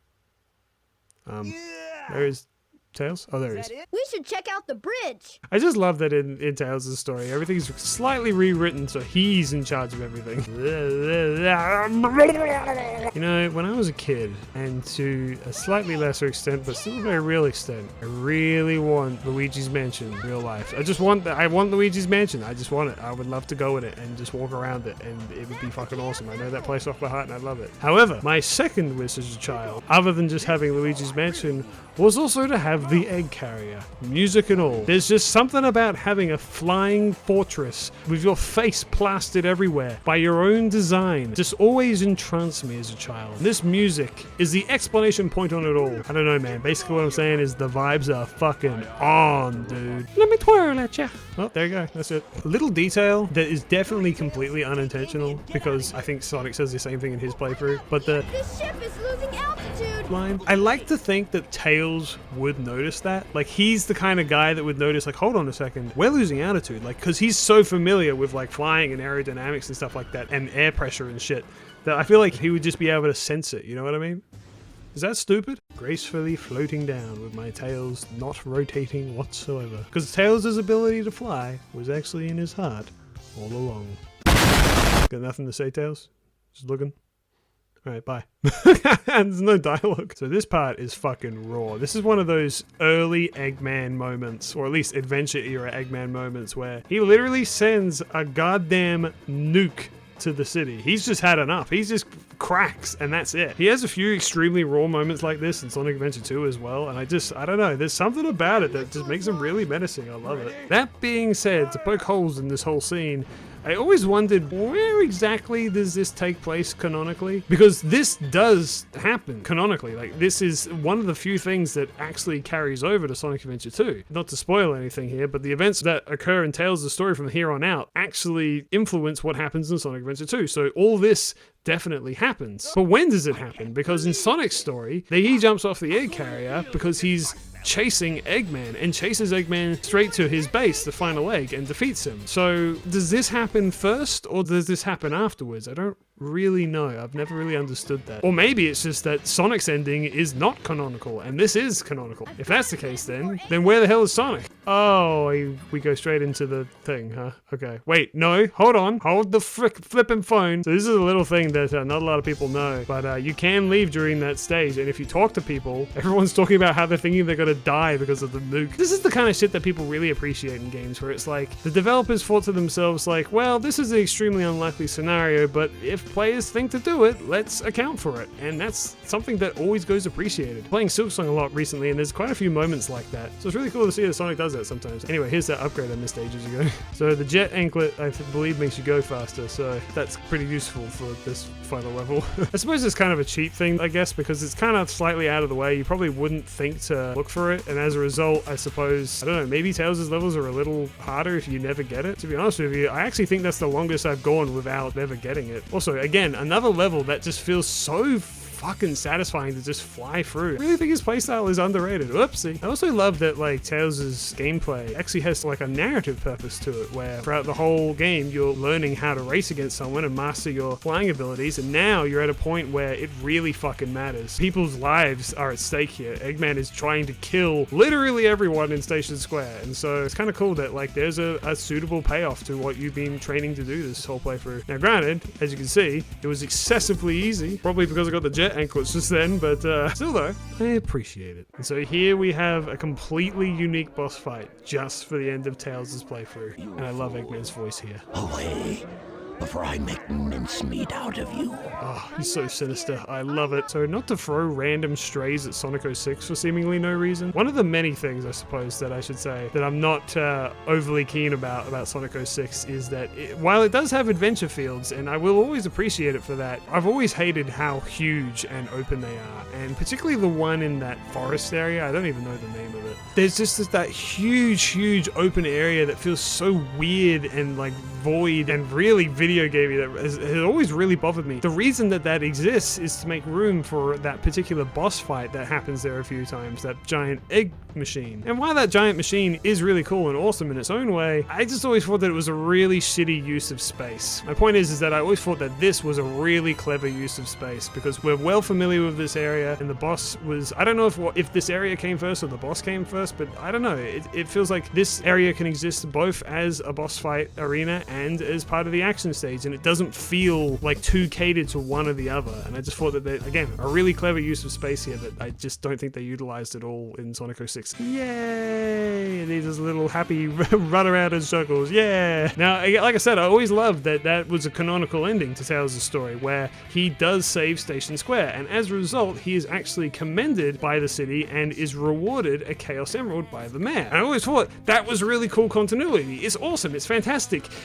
Except for one small thing, and it's not even that big of a plot hole, but I can't help but think about it, which is the fact that as of right now in Sonic Adventure's story, the Chaos Emeralds are occupied, kind of doing something else right now, and the mayor of Station Square, or whoever, is not a hold of it. And to be honest with you, I don't really think it's something that is his to give away, yet he still gives one to Tails in Sonic Adventure 2 somehow. So there you go. And now, of course, we get the original rendition of I Wanna Fly High. Or is it I Wanna Fly? I don't know. To be honest with you, I don't really like the song that much. I mean, I like it just fine. Again, I do kind of prefer the Adventure 2 version, but I don't really like that one either, to be honest. It's fine. Again, I've listened to it a few times, but meh. Still though, I like the message of the song. I like it's about, Tails wanting to be a hero effectively, wanting to help out, wanting to not be dead weight effectively, be someone who's actively helping and doing things, and I always really like that. It's so funny that Tails' character arc is so well established in these early games, and yet it was just so completely thrown away in the 2010s era for seemingly no reason. They just regressed his character and I don't know, man, whatever. Generally, I want this series to be positive, so I don't mean to throw shade at those games, but I'm also trying to explain why I like the games that I like, so I don't know, I'm just making comparisons, okay? Hey guys, you want to know something funny? I only now, just now, realized that the audio wasn't recording for that playthrough, so... Cool. Knock, knock, it's fucking Knuckles. So Knuckles' story, I've really grown to appreciate in retrospect because Knuckles has been a character who's actually been extremely well defined right from his introduction, and that is the simple fact that he is the stoic protector of the Master Emerald and by extension of Angel Island. Obviously there are lots of Sonic games these days that really don't acknowledge that as much as it should because it's kind of Knuckles' like whole duty in life, and yet at the same time he seems to just kind of ignore it most of the time. Like in certain like renditions, like in Boom, of course, they just completely neglect it entirely. And the reason for that is, as a writer, when you have a popular character like Knuckles who is like effectively locked to this one location, you have to be extremely clever with coming up with good reasons for him to be in the story, right? Like how can he go on adventures with like Sonic and Tails if he's constantly tied to the Master Emerald and Angel Island? And it's really hard, but that's why I commend them so much for this game in particular, because they managed to make Knuckles' story not just tie in really well to the main story, but it's kind of essential to the main story. Like the Master Emerald, like obviously Chaos just then came out of the Master Emerald. It's where the story effectively starts, right here. And I really commend them for that. Sonic Adventure 2 is a great example though of them trying to make it work, but you can clearly see that they're sort of running out of ideas because, while I don't necessarily think that the way that they incorporated the Master Emerald into Sonic Adventure 2 is great, I don't necessarily think that it's bad, but you could kind of tell that they were sort of already running out of ways for them to, you know, actually properly incorporate it into the story every time. And then of course by Sonic Heroes, they just completely neglect it. It's just gone. They just don't talk about it anymore. And it's like, oh, okay, I guess that's just not a thing anymore. But yeah, after so many years of them just neglecting and not really like mentioning the Master Emerald in any which way or whatever, I kind of look back at Sonic Adventure now and kind of, yeah, commemorate it for integrating it as well into the story as they did back then, because like, I mean, it's a really good incorporation. Also, where the fuck are these emerald pieces? I feel like I've run around the whole damn area. I've got a single bling or a blop. Naturally, by the way, you can probably guess I have always enjoyed Knuckles' stages, what with, you know, this sort of free-form exploration type gameplay. If you could tell by the way that I really enjoy... Oh, Jesus! There's one, Jesus Christ, finally. As you can tell by the way that I talked about the adventure fields, you probably could assume that yes, indeed, I do enjoy this. Now, this is something I gotta talk about. The fact that in this game, and not Sonic Adventure 2,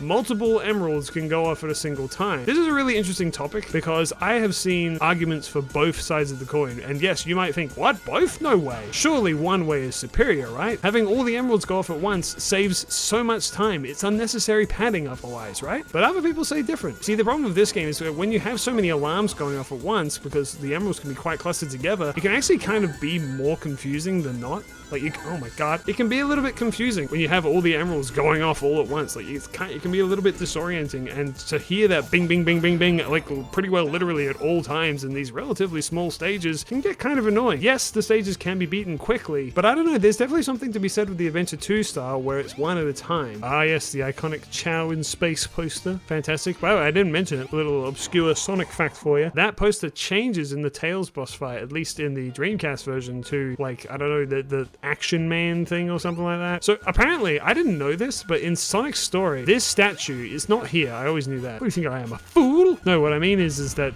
this statue, apparently you can get it in Sonic's story depending on how much money you get. Like, if you get like thousands of rings or whatever, that's what makes the statue appear. And I had no idea. I thought it was just randomly here in Knuckles' story, and that was it. I always preferred Knuckles' version of this stage because, again, look at all this stuff you get to explore. It's awesome. I also love these like weird pirate dudes, weird like Canadian South Park mouse. Can you destroy them? Oh, yeah, you can. Wait, everyone, hold on. Fuck you. This big cowgirl sign is not in most versions of Sonic Adventure because I guess it seemed to be too raunchy or something. I think there's another little thing where like if you approach it, it makes like a moaning sound or something weird like that. I'm not hearing it, but apparently that's a thing.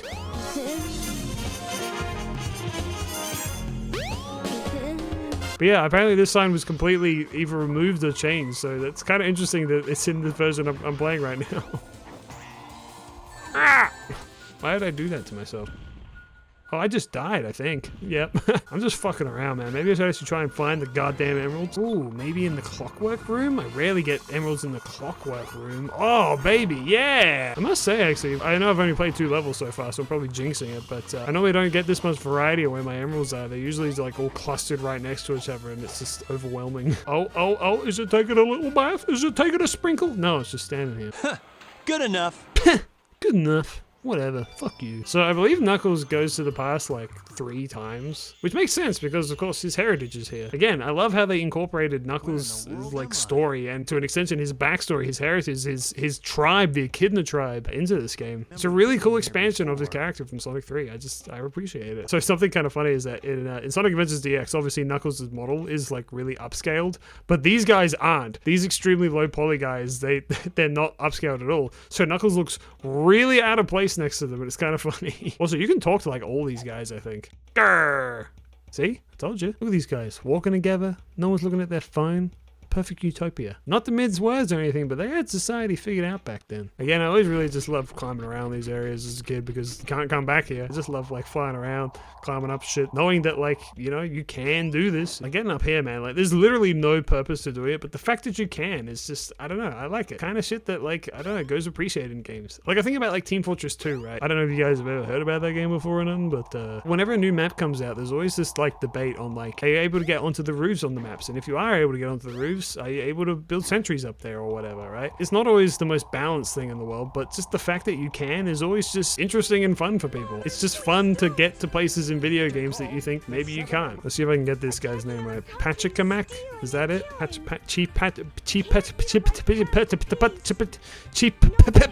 Completely unfazed. First echidnas he's seen in generations. He's an entire fucking society of them. And hey, look, Sonic's dead. I wonder what those guys are doing.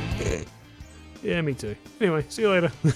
You know, I was kind of defending the fact that Knuckles gets tricked again in this game because it's only the second time he's ever been tricked, which again, Eggman is literally trying to kill Knuckles here, so the fact that Knuckles believes him at all after this is very surprising, to say the least. But then again, Knuckles, he's always supposed to be a little boneheaded. Not a total idiot, but just a little bit, you know, simple, I think is a good way to put him. Simple. Not a bad thing. He's not necessarily stupid or dumb. He just has simple goals, ideals and aspirations, and he likes to punch water monsters in the head as one does. I always love the little detail that the emeralds are floating around Chaos in those little Ocarina of Time-esque fairies. Also, I love this weird room we're in too. It's like weird, like suspended little restaurants with a disc-like window structure. This is kind of awesome. I've always wanted to be able to come back into this room, but you can't. It only exists for a boss fight, and a cool boss fight it is. Again, I love that Knuckles gets a unique boss fight, like Tails does as well. Actually, does every character get a unique boss fight? No. Well, Big's boss fight is technically unique in the way you fight him, I guess. He's after the pieces of the Master Emerald too. What do you mean? Okay, he's a little resistant to it. Why should I ruin your surprise? Okay, that's unnecessarily vague. And now he's thinking about it. Come on, Knuckles. Also, I didn't do this in Sonic's story, but I love that you can come up here, up to the Master Emerald, and just check it out throughout the story. I believe if you come here as different characters at the points in time when Knuckles would have restored those pieces of the Master Emerald, you can actually see it be slowly restored. And I think that's a really cool attention to detail. Again, you never really have to come up here for any reason, but the fact that you can do that, so damn cool. I love it. Man, this place looks so much better with all these trees. And they do kind of look like they're plastered around like a Gmod map, but I really like it. I love the way the shovel claws look. I always, you know, I was kind of talking about it earlier. I love how you get upgrades in these games. I always kind of wish that you got to keep these because you get the shovel claws in both Sonic Adventure 1 and 2. Like, could you imagine if Knuckles had these on at all times in like every future installment? That'd be fucking metal as shit, dude. Ah, yes, the iconic monkey destruction switch. This switch is really interesting to me because it's one of the most unique and bizarre things in the entire game. The only thing about it that I just don't get is like, I just don't understand like what it does. Like what does it do though? Anyway, I suppose it's a mystery we'll have to find out for another day because now we're going to Red Mountain, please. Alright, oh, well, never mind. There is the first one. Right there is the first one. I kind of said this in Sonic's story, but this is another one of those areas that really feels like it was designed with Knuckles in mind. Oh my god! I like Sonic and Knuckles. Down here? Over here? Oh, what? Is there a Tikal hint on the bridge? No! Oh, it's in midair. Wait, Tikal, I need you. Come to me. It was like half around here, kind of somewhere-ish, maybe, if you're lucky on a good day. Dude, wait, hold on. small platform. Oh, there it is, just sitting there. Okay, well, never mind. I like how if you get just enough speed, Knuckles can run with his arms out like Sonic. Come on, you can do it. Yeah! You know, when I was a kid, I used to run with my arms out like that, which is probably unsurprising to all of you, but I would also hazard to bet that most of you did the exact same. Naturally, of course, I got bullied in school for it because, like, as I deserved. But also, it's funny, right? Because what annoyed me the most about it wasn't the fact that I was getting bullied for it. It was the fact that people falsely accused me of running like Naruto, which I found to be very offensive. I was running like Sonic the Hedgehog, I'll have you know. I have never once watched a full episode of Naruto all the way through, nor have I ever read the manga. Hey, Big, what do you think of Naruto? Froggy, where are you? See, that's what I'm saying. I don't know, it's just kind of the fact that like the whole Naruto running meme was a thing, but I was running like Sonic, damn it. Sonic the H. It looks like a piece of the Master Emerald. Okay, so you know, like that, again, it kind of makes sense that he would come to the conclusion. He thinks he sees the Master Emerald in his hand, and therefore it kind of like links the dots that he thinks is there that Eggman set up. It kind of makes sense, from his perspective at least. Knuckles, you know, he's the guardian of the Master Emerald, and he cares very deeply about it. But the Chaos Emeralds, it's not his jurisdiction. He doesn't really care that much. It's one of these interesting things where, arguably, the Chaos Emeralds are just as, if not more, dangerous falling into the wrong hands than the Master Emerald. At the same time, the Chaos Emeralds don't have a guardian, so what do I know, I guess. Alright, so we have the third and final time that we're doing Chaos 4. This time with Knuckles. And again, I don't mind it, because Knuckles' playstyle is different to both Sonic and Tails. Now you get to glide across the water, and you can fly right into his friggin' head. It's cool as shit, dude. If you don't think so, then, well, I guess you're invited to my birthday party. Sorry, I don't make the rules. My mom does. I will say, to the haters' credit, while I do, again, I don't mind doing this boss fight 3 times, I will say, third time round, little light on the commentary. Not really sure what more I can add here, other than, I don't know, this arena is kind of cool, I guess. It's another unique arena to fight chaos in. Oh, God. Big egg carton. Oh, I forgot that this is right at the beginning. So, okay, so I know where most things in this jungle are, but unfortunately, I'm very not good at remembering where the silver statue is. Also, I have on more than one occasion not realized that the gold statue is right at the beginning there and run through the forest like 300 million times and only realized way too much later that, yeah, it's right at the beginning. So is this where it is? I think this is it. Yeah, it is. Okay, that's extremely good for me. Thank God there isn't another series of me playing through this game on YouTube where it's not as edited. I'd be cooked. Before we go to that Tomb of the Ancients, we have to climb up as high as we possibly can. Look that way. Huh. Were these windmills always rotating? I feel like in the DX version that like these windmills and like animations and stuff like aren't a thing. I just feel like I remember things being a little bit more static here. Anyway, there's an emblem for you. Truth be told, I don't think I remember where every emblem is on the adventure fields, but I remember this though. The pea gloves. I always thought that these gloves looked really stupid, but now for the first time ever, I'm actually kind of noticing that they're supposed to kind of match with Knuckles' shoe color scheme with like the green cuffs. I'm only just now realizing that. Now I don't hate them as much. Huh. What? Bro, you telling me you can't take on a leaping lizard? Ah!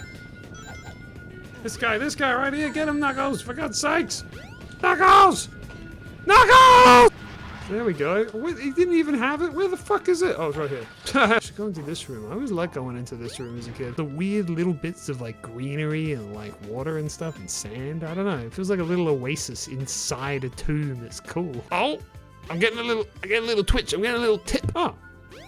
Well, I don't mind if I do. Oh, it is in that little hallway. Oh my God, I've never had it be in here before, I don't think. Wait, what? No, what? No, I thought it was, oh shit. Okay, so it's like, it's down this hole, but like not all the way down? But yeah, no, oh my God. Is it higher up? Is it further down? Wait, is it actually just in this room and it has been the whole time and I'm an idiot? Yeah? Oh my God, I'm just... Yeah, and here's our second flashback to the past. Knuckles looking completely bemused. Where am I? You're in hell, Knuckles. Knuckles really does get like kind of the full extent of the story here. He kind of is the one that can kind of piece it together the most because so far, like at least these events have happened in chronological order as far as I'm aware. This is beginning to blow my mind. Only just now. Now it's just starting. Okay, sure. Hey, there he is, the man of the hour. I don't know what Knuckles' top speed is in this game, but it feels pretty quick, and I always appreciated that. Though I think in Sonic Adventure 2, like him and Rouge, I think actually share the top speed in the entire game. I actually think they're faster than Sonic. God, I love that building so much. I will say though, the lights in the middle of the day, it's less impressionable. I prefer it being at sunset or at night, but it still looks cool as shit. Now, this is a cutscene that I feel like you don't see too many times of the egg carrier rising out of the jungle. I mean, obviously this part is at the beginning of the game, but whatever. I was just kind of thinking about where this takes place during Gamma's storyline. I think that was him returning after picking up Froggy, I think, after retrieving Froggy, because Gamma's story actually starts relatively late in the timeline. You know, has anyone ever made a video where it shows all stories running congruently with each other? I've always kind of been curious to see, like, to have the story play out in chronological order and have like all the stories that happen at the same time sort of playing at the same time. I feel like maybe someone's done that before, but if they haven't, I kind of want to do it, to be honest with you. There's another little hidden emblem for you on the fold down mattress. Always makes you think of that racist woman. You know what I'm talking about. The iconic pool room, which I actually think there is another emblem just up here, right? Yes. You know, I'm actually thinking that once I kind of record, like, doing the main story for this game, I might, in my own time, just 100% the game, because I've actually never properly 100% this game before. As a kid, I just found it way too hard. I didn't even really try, because I was just like, oh, it's not possible, I can't do it. And it just never really gave it a shot. But I'm sure if I actually tried, I probably could have done it. Okay, so, I'm going to be honest with you. I know that the whole gimmick of this is to shift the way that the ship goes, but I'm going to try my best to not have to rely on that if possible. Just because it makes navigating the stage like more difficult than I think it's worth sometimes. Also, did I just go through the okay, nice easy one right off the bat there. I actually think the other two are in this area too. Yeah, they are. You know what? I actually think that there might be one in one of these. Okay, if that's the case, I think I need to move the ship. Where's the other one? Wait, unless maybe just one of these badniks have it? Maybe please? Yay! Let's go that way. There we go. Okay, wait, no. Not that way, the other way. Okay. Oh, yep, there it is. Yeah, don't kill me, I'm Knuckles. Oh, there we go. And I think that's Knuckles' last stage already. Knuckles, you right? You're, looks like someone waxed the floor recently. Are you gonna, is that, I don't think that's, okay. Yeah, I actually think that, yeah, Knuckles' story, you really kind of get the main gist of, like, what's going on. You can easily piece it together from just his story alone, but you really can't from anyone else's. Look, it's the emerald. You didn't notice that earlier? You didn't notice the Master Emerald earlier, in fact? For someone who's so simple-minded and so very particular about the Master Emerald, you think you would have identified it, like, instantly earlier. Just pointing out logical fallacies like a fucking 2010s YouTuber. Huh? What's that? What's what? What are you looking at? There's nothing there. Oh, there's something. I always really love the attention to detail here that, like, the arena is battle damaged now because Sonic fought Chaos 6 here, and so now, like, when Knuckles is here, there's been signs of a struggle. Even though nothing in Sonic's battle caused the floor to break, I just thought that was, like, really cool. I don't know. And again, it makes it so this fight, even though it is, again, functionally the same as Sonic's Chaos 6 fight, it just adds an extra layer to make it unique. Other than the fact that you're obviously playing as Knuckles, so like, okay, well, now the arena is different. Because now the floor has hazards and you actually can't fall into it or else you'll get damaged. I don't know, it's just an interesting way to make the fight a little bit more dynamic, and I think it goes underappreciated by you specifically, John. I need it. Oh, it's the best part of the song.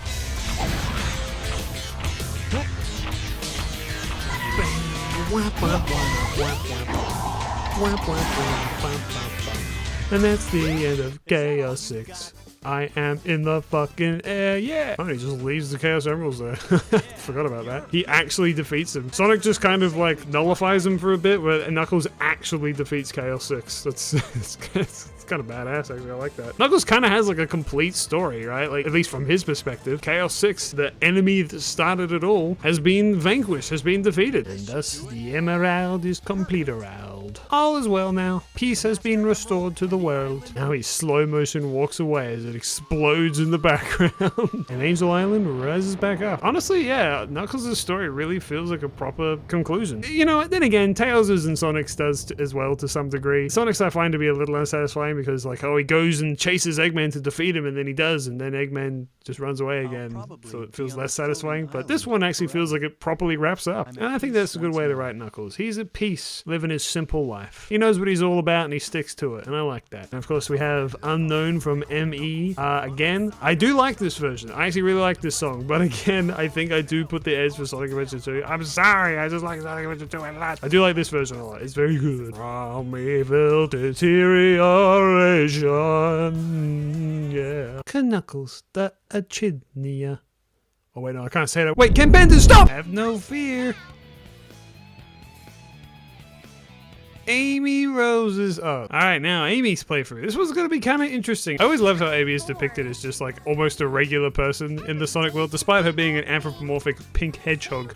She's just out doing grocery shopping, as one does. So it is an interesting perspective to have a character who isn't super powered like everyone else and idolizes them, and like this gets to experience these crazy, wacky adventures, sort of from the sidelines to a degree. At least that's what Sonic CD was until this game. And actually, it's kind of interesting because I've been reading a lot of the IDW comics recently. Amy really isn't like a regular civilian anymore, like at all. She's very much one of the main characters, one of the main cast. So it's kind of interesting to see her progress from just effectively an average civilian to a superhero. It's kind of a cool character dynamic to have now that I think about it. E100 Alpha, or Zero, as he's officially referred to as. I fucking love Zero's song, by the way. It's fantastic. Also, Amy, while you're in there, could you grab that emblem for me? No, wrong way. Okay, never mind. That was one of Eggman's robots, huh? No, it was Sonic's actually, I think. I think I said this in Sonic's playthrough, but I really do like the detail on Amy's outfit here.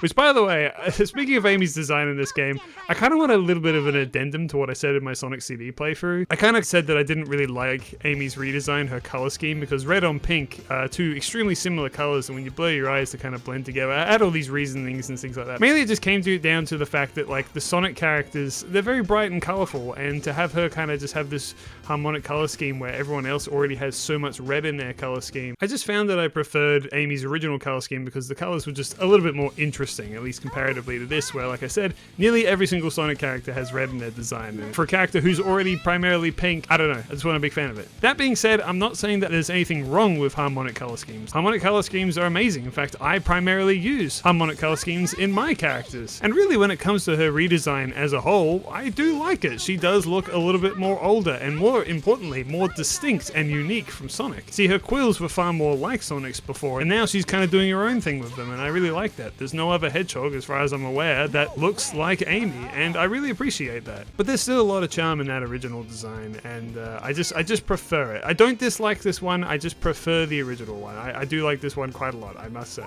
Why did Sonic come here? And why is he just not saying anything?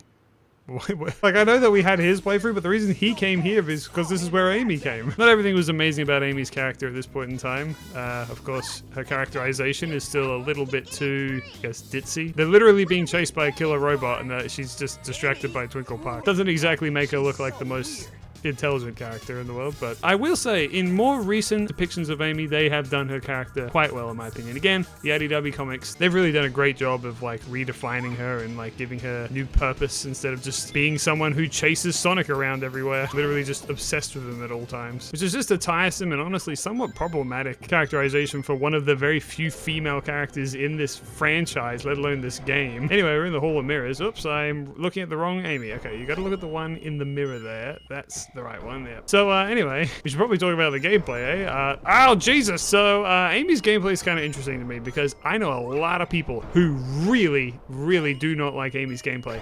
A lot of people have said, like, Amy's, Tails, and of course Big's gameplay, some of the worst in this game. They say that, of course, because they did carry over Gamma's, Knuckles, and obviously Sonic's to Sonic Adventure 2, but they did not carry over Amy's, Tails, and Big's gameplay. And it's believed that's because these are the worst. They're the least fleshed out, they're the least interesting, And I just don't fully agree, honestly. First of all, fleshed out. Dude, the fishing is kind of fleshed out. I don't know. But second of all, I actually kind of really like Amy's gameplay. First of all, I love this pursuit idea of having to constantly avoid capture throughout an entire stage. It's kind of an inspired idea. I quite like it. You somewhat have to adapt to what Zero is doing, where he breaks out of whatever wall, where he appears on top of you, whatever. It's just honestly a pretty cool and adaptive idea of gameplay. And yeah, it could be fleshed out more, but I don't think it's bad. I mean, I suppose you don't really feel like a very strong protagonist when like you're literally just got this long ass cutscene of you just being hauled off somewhere calling out for Sonic to save you. And now we're in jail. Oh baby, you can hear that song starting. The best character in the game. There he is. Hand me the bird. Nope. Oh, interrogations are over. Why not? Why not? I love how Gabba's just so reasonable here. It's like, I'm not handing you the bird. Oh. Why? You know, the lip syncing in this game. Oh, so I love how Gabba backs up there. He's scared of her. The lip syncing in this game, by the way, in case you didn't know, it's always been kind of criticized for being completely off. But apparently the reason for that is because it actually is synchronized to the Japanese dialogue, but just never changed for the English dialogue. So sometimes their mouths will just keep moving, even though they're not saying anything. I'm noticing it's happening a lot with Amy here. Or in that case, it ended early. I love this moment right here, defining Gamma's character. And we're seeing it from Amy's perspective. I probably have a lot to say about this when we get to Gabba's story, but for the time being, we're gonna open up these other cages to find Chow Egg, and what's in this one again? Absolutely nothing. Wow, what a great prison. So I always thought this was kind of weird as a kid. Why on earth would Eggman create this silly game to prevent his prisoners from coming out? But you know, honestly, in years gone by, I've kind of realized that this is actually extremely on brand for Eggman. What? I can't believe this is happening! I love how unbelievably upset he gets from it. I do like the way that this feather looks, but I don't think I've ever properly used this move in the game literally at all. Do you ever need to? So Hot Shelter, another completely unique stage that Sonic never goes to, which again I think completely contributes to the theory that like they added in the other characters later on. Just doesn't really add up to me. Also, you can stand on this and slowly fall off. It's a very weird little thing that I found out from that one YouTube video. You know the one. So the other thing about Amy's gameplay that I kind of wanted to talk about is that I actually find her movement to be extremely satisfying. I know a lot of people will disagree with this because I mean it's not perfect by any means, and it is again pretty simple. Well, like, the reason people dislike it is because she starts off very slow and honestly doesn't get much faster than that. However, something that I really like about Amy's gameplay is that you start off slow, but then you can do this, that little like hammer jump when you speed up enough. And I just find that to be just extremely satisfying on its own right. It feels like a really satisfying reward that when you do finally get up to top speed, you can pull off one of the slickest damn moves in the game. I mean, look at this shit. Like, I like flying over this stuff is so damn satisfying to me. The biggest downside to a gameplay is, of course, when you haven't yet, you know, reached top speed and you decide to use your hammer, you of course come to a complete stop, and that is not satisfying at all. If there was some kind of like, I don't know, intermediate hammer attack where like when you're moving but not at top speed, do a move that doesn't kill your speed outright, that would be pretty nice, but obviously that isn't the case, unfortunately. Like again, she's not perfect or anything like that, but I definitely think that people rag on this gameplay style a little bit too much in my opinion. I think when it feels good, it feels damn good. The animation is slick too, which is not a feat a lot of animations in this game can say they hold. This is another section that a lot of people mock relentlessly from Amy's campaign, where like it's literally just like a baby's puzzle of just fitting the colored blocks into the colored holes. But I'll tell you what, as a little baby when I played this game, I found this very engaging.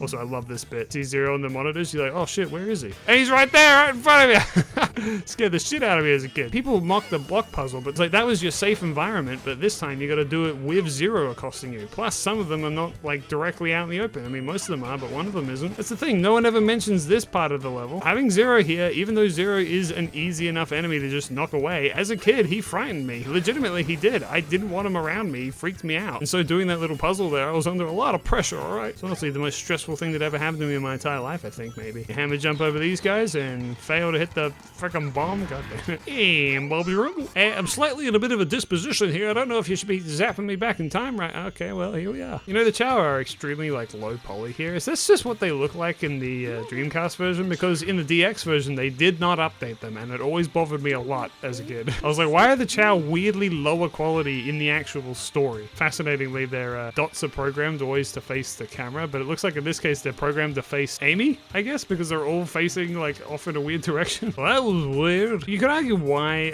Amy got that vision in the first place, because it's like, really, what does she has to do with this greater story? The way I interpret it is she is technically in possession of a Chaos Emerald right now, so that could be why. I mean, don't get me wrong, this story is not flawless, okay? You can poke enough holes in it to resemble Swiss cheese. I'm just saying that, like, some of these things might have more of an explanation if you give it some thought. Rips a Chaos Emerald out of bird's butt somehow. You know, I never realized that there's actually a slight irony in this scene that Amy prevents Sonic from destroying Gamma, when weirdly, if Sonic actually did destroy Gamma there, she would have had the bird reunited with its family. What are you gonna do? I'll nail that, Eggman. You're gonna what? Yeah. Yeah. Even Amy has an arc similar to Tails in this game, where she actually is learning to be more independent and not rely on Sonic all the time. Hey, a pendant. Wow. How did you just notice that? You know, I was actually kind of thinking about it. The Mystic Ruins at night, I kind of feel like in the DX version, they like completely screwed up the lighting where it's all like bright. Maybe that's just the PC version, I can't remember, but like this looks way better. It's so nice and dark. Anyway, here's a little game I like to play. It is trying to run along the trees with Amy, where you gotta bounce over the paths, which you can very clearly see. I don't know if that's supposed to be how they look in this version, but there they are. Just having these huge playgrounds, man, to just run around and bounce as I please. It's just so satisfying, dude. I don't remember this bridge. You come here often? That looks so damn cool. Okay, obviously it doesn't look amazing with those green things trying to blend it in. If they got rid of that green around it, it would work. It looks so cool, man. I want to go there. I mean, I know we're going there right now, but like in real life, dude. Hey, Metal Sonic, how's it going, jackass? Remember me? Oh, great. Here it is. Another children's puzzle for me to get right immediately. Okay, here we go. Look at that. It only took 5 minutes, 3 seconds. It only took 3 seconds. I love this part here. Like I feel like they made those like so you could do. Oh, well. No! Fuck you! Anyway, as I was saying, I feel like they made these things just so you could jump over them like that. And no, you Jesus! You did. Howdy there, pal. When did you get here? Get out of here, you crazy character. You. I thought that this was what it was like in the original, but I guess not. Just waiting for the elevator sequence could be made a bit cooler if you had Zero to fight off. Waiting for the elevator sequence in video games, it's fine. Don't worry about it. It's good. It's fine. Hey, dude. Actually, what's in there? Nothing. It's a wall. It's just a brick wall. You managed to phase through a brick wall. Good on you. Oh yeah, I forgot about this. This is a mechanic in Amy's gameplay. It's extraordinarily underused. Somehow more underused than the barrel mechanic in Wind Waker. I mean, it's a cool concept, I suppose, but like, who is ever going to think to even do that by this stage in the game? Like, are they in Twinkle Park? Those barrels? I don't even know. And just like that, already it's over. I do wish these levels were longer, man. I mean, as a kid, they took a while, but still longer than a Sonic Forces level. You know, actually, I have played Sonic Forces. And maybe one day we'll get to it in this series of mine. I don't know if I want to spoil my opinions on that game or not, but let's just say I had a lot of fun playing it for all the wrong reasons. If you ever get lost in the forest here, by the way, you can always just follow the river and eventually it'll always take you back to where you need to go. Right here! We'll admit, going up slopes is not Amy's strong suit, and neither is going up ladders, apparently. So yeah, we're already done effectively with Amy's story. She only has 3 levels total, and it's always kind of disappointed me a little bit, because again, I do enjoy this gameplay style, and I honestly think being able to play it for a little bit longer would have been cool. I don't know. I think there's a lot more you could have done with it.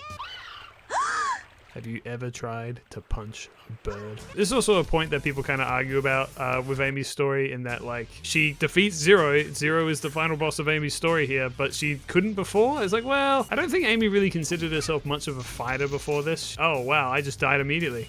I guess I'm not much of a fighter either. But yeah, the way I see it is it's kind of like part of her arc, becoming more independent, being able to fight these robots on her own. At no point in this final area did Amy like wish Sonic was here. She's fighting Zero all on her own because she wants to, because this bastard has pissed her off one too many bloody times. Oh, that was amazing. Wow. In time. Oh, time. I mean, this story, it might be short, but it's about her independence as well, about Amy becoming the hero that she wants to be. That's sort of a generous way of interpreting, I guess, Amy's adoration for Sonic. A bit like Tails, she wants to be a hero as well. She wants to be able to save people. She wants to be able to rescue the birdie and help it out. And so, through this little side story here, she gets to become the hero that she's always admired. And I think that's really awesome. I like that she just doesn't question where the other birds came from. I also like that for some reason Zero doesn't have an animal inside him, like every other E-Series robot does, but not him. He's just a filthy clanker! And there we go. That was very quick. That was about 45 minutes. Now we're listening to My Sweet Passion, which is Amy's theme song, pretty well for now and forever. And you know, this song, I don't hate it, but some of the lyrics, man, they are highly questionable if you've never listened to them before. Oh my god, I never got the fucking emblem. That's a big cat. For you. Alrighty, so Big's campaign. So this one's going to be a bit interesting. I think I've said that about every campaign so far, but this one in particular is going to be interesting because while I had endless praise for every single gameplay style up until now, and hell, even after this, I gotta admit, Big's campaign is the one story that I just was not a big fan of. Don't get me wrong, the actual story itself I do like this idea that Chaos infects Froggy for some reason, and then Froggy somehow adapts his tail is kind of weird, but I also think it's kind of cool. I really love how it ties back in Sonic Heroes later, but I'm getting way ahead of myself there. I also want to say that Big as a character, I have literally zero problems with. I love Big. Big's a lot of fun. I think that people hate on Big way too much. People see him as a punching bag and take that opportunity to punch him, but I honestly think there's nothing wrong with him. He's a simple character, sure, but what's wrong with simple? He's a guy who's got his priorities straight. He just wants to fish. Leave the guy alone. But yeah, I've always had a huge soft spot for Big, and I love that they still use him, you know? You'd think that they just throw him away after this one game, but no, he keeps coming back. Hell, he's one of the few characters that appeared in Sonic Frontiers, which is insane to me, but I love it. I think his design is fun as well. When you think of a cat Sonic character, you do not think Big, but they did, and they designed him like this, and I kind of love it. I know that, of course, later on they added Blaze, and Blaze, of course, has, I guess, a far more in-line design with what you'd expect for a cat character. And don't get me wrong, I love Blaze's design as well. I truly do. In fact, I would say I love it even more than Big's, but gotta respect the classy. You gotta respect that when they thought, oh, we're gonna do a cat character, we're gonna do him a little bit different. Also, hold on, was this a block pushing puzzle? You can see all these scraped things, but who pushes this block down here? That feels wrong. Elevator. Okay, so Big's gameplay. So yeah, as I kind of alluded to earlier, I am not a big fan of Big's gameplay, or at least I wasn't when I was a kid. As a kid, I was more than willing to have the slow treasure hunting stages, low Amy stages, and Gamma stages, and Tails of stage, and everything. I was more than willing and happy to play all of them, but fishing, I just couldn't do it, man. And a part of it is because I simply did not understand how to play as Big. In fact, I still kind of don't really. I've only ever beaten this campaign I don't know, a handful of times. For the longest time ever, actually, I never technically fully beat Sonic Adventure simply due to the fact that I just could not figure out Big's gameplay. It was beyond me. I just didn't understand it. Fuck. God damn it. I lose a life for that bullshit. Yeah, as a kid, I just simply did not respect fishing literally at all. But I am no longer a kid. Now I am much, okay, too much older. So I kind of have a little bit more respect for fishing, even though I'm also very fond of marine animals. The idea of fishing them myself doesn't really appeal to me, but I didn't even see him. Where are you? No, not you. Oh, god damn it. Great, I got a fish. That is not Froggy. God damn it. I'm gonna really try to have patience for Big's story. I mean, he only has I think 4 levels total, which is 1 more than Amy, which kind of just infuriates me in concept alone, but oh. He sees it. He sees it. He wants it. Yeah. What? No, you bastard. No, Froggy. Froggy! I never necessarily disagreed with the idea of this being in Sonic Adventure. What I dislike about this is not necessarily the gameplay itself. What I dislike is that it is required to do this in order to unlock the final story. Because in my opinion, you haven't really beaten the game until you've beaten the final story. But I totally understand that this roadblock probably prevents a lot of people from thinking that way. Dude, what do you have to do? Eat the thing. Oh! Come on, boy. Come on. I ain't going up. Come on. Oh, he's so close. No. Oh, Yo! Let's go. That's a record time for me. I will say, it is somewhat exhilarating when you finally do it. Not too bad. Big, of course, in this game is voiced by the legendary John St. John. If you don't know who that is, he voiced Duke Nukem. Okay, time for an ice key. I like that, Big doesn't even have that many cutscenes either. There was no cutscene necessarily showing, Froggy hopping off to, the Mystic Ruins. Just told to go there, and I guess that's where we're going. Look at that little guy over there. What's he up to? Who cares? I got better things to do. I got a fish to frog. Now, Big, of course, is naturally one of, if not the slowest characters in the entire game. But somewhat infamously and hilariously, Big has the fastest climbing animation in the entire game. God, this place looks so blue. This is not how I remember it. Use the boulders to break the ice. Yeah, I'm trying, dude. Is this not a big enough boulder? Is this not bouldery enough for the boulder club? Yeah, I didn't think so. See, Big's levels are actually kind of big, but Froggy's usually close to at the beginning area, so there's not really much reason to explore. Yes! I think the strategy is to use the control stick to get him to grab it. Bit by bit, inch by inch. Niagara Falls. Yeah, once you get the hang of this, it ain't too hard, but still, kind of annoying because a lot of people aren't willing to learn, and like who can blame them? Like the thing is, while every gameplay style is different, the other 5 of them are at least similar in that they're 3D platformers. Yes, the way you interact with the levels is different, of course, but at least you're gonna understand the basic controls and like gameplay of each one. Whereas Biggs is all fishing. It's just a completely different gameplay style in its entirety. If Biggs gameplay was just like a really slow and methodical walk through a level, I would have honestly less issue with it because then it would still be in line with the 3D platforming gameplay style. You know what I'm saying? Now, before we go that way, we gotta go this way because as the intro cutscene very subtly told us, there is an item beneath Big's bed. I'm thinking that maybe after I complete this playthrough, I might go and get all the emblems. Well, speak of the damn devil, holy shit! And you can push the bed asunder. There we go. Anyway, at least we get to see his comical climbing speed again. I mean, he is a cat. Cats do climb things quickly. He's got zoomies. Can you blame him? That robot! I'd better go after Amy. Damn. Sorry that happened to you, or congratulations or whatever. I got bigger fry to fish. Oh, we're really going quite the wild goose chase here, aren't we? Someone should make like a fan mod where it's like Froggy's story, just to see where he hippity hops through everyone's storyline. Hoodwinking everyone, if you catch my little Red Riding Hood. Also, fun fact about this stage, Big actually gets a completely different song. I am not a huge fan of this song, I'll admit. I don't necessarily mind Big's, basic music, I suppose. I've grown to love his theme song, but I've never been a fan of this. What exactly determines whether or not Froggy bites or not? I don't understand. There we go. I feel like it has something to do with the control stick. Maybe you just gotta like ram it backwards and forwards constantly. I'm probably really cutting up the inside of Froggy's mouth. Has anyone ever thought about this? Fishing is not exactly a safe sport for the fish in question, as it were. Dude, I love the way that the light refracts under the water there. That's so nice. I love that. And yes, we got him! So Big's dance is iconic, and I will and have done that dance on many a dance floor in my time. Though I haven't danced in a long time because I don't think I've been invited to these things anymore for some reason. I guess it's just implied that we follow Gamma all the way to the egg carrier. It is kind of weird actually how that's happened quite a few times in this playthrough where it's just like you have to go somewhere but the game just realizes like, we'll just cut out the middleman, we'll just send you there, it's fine. Where the fuck am I? Wow. Oh, you know someone had a field day sniffing into the damn microphone like that. Here, let me have a go at that actually. Oh yeah. Oh yeah. Smells like Froggy. Oh yeah, he's over here. I can feel him. Hot shelter. Fish and catch the Froggy. Open up. I'm a big man. I got big things to do. So again, this level is actually kind of like really big, but the only room you ever really need to go in is this one right here. I love that Eggman has these giant tanks in his fucking egg carrier. Seems very necessary. Come on, little Froggy. Come on, boy. I know you want it. Shelter's too hot for you, traveler.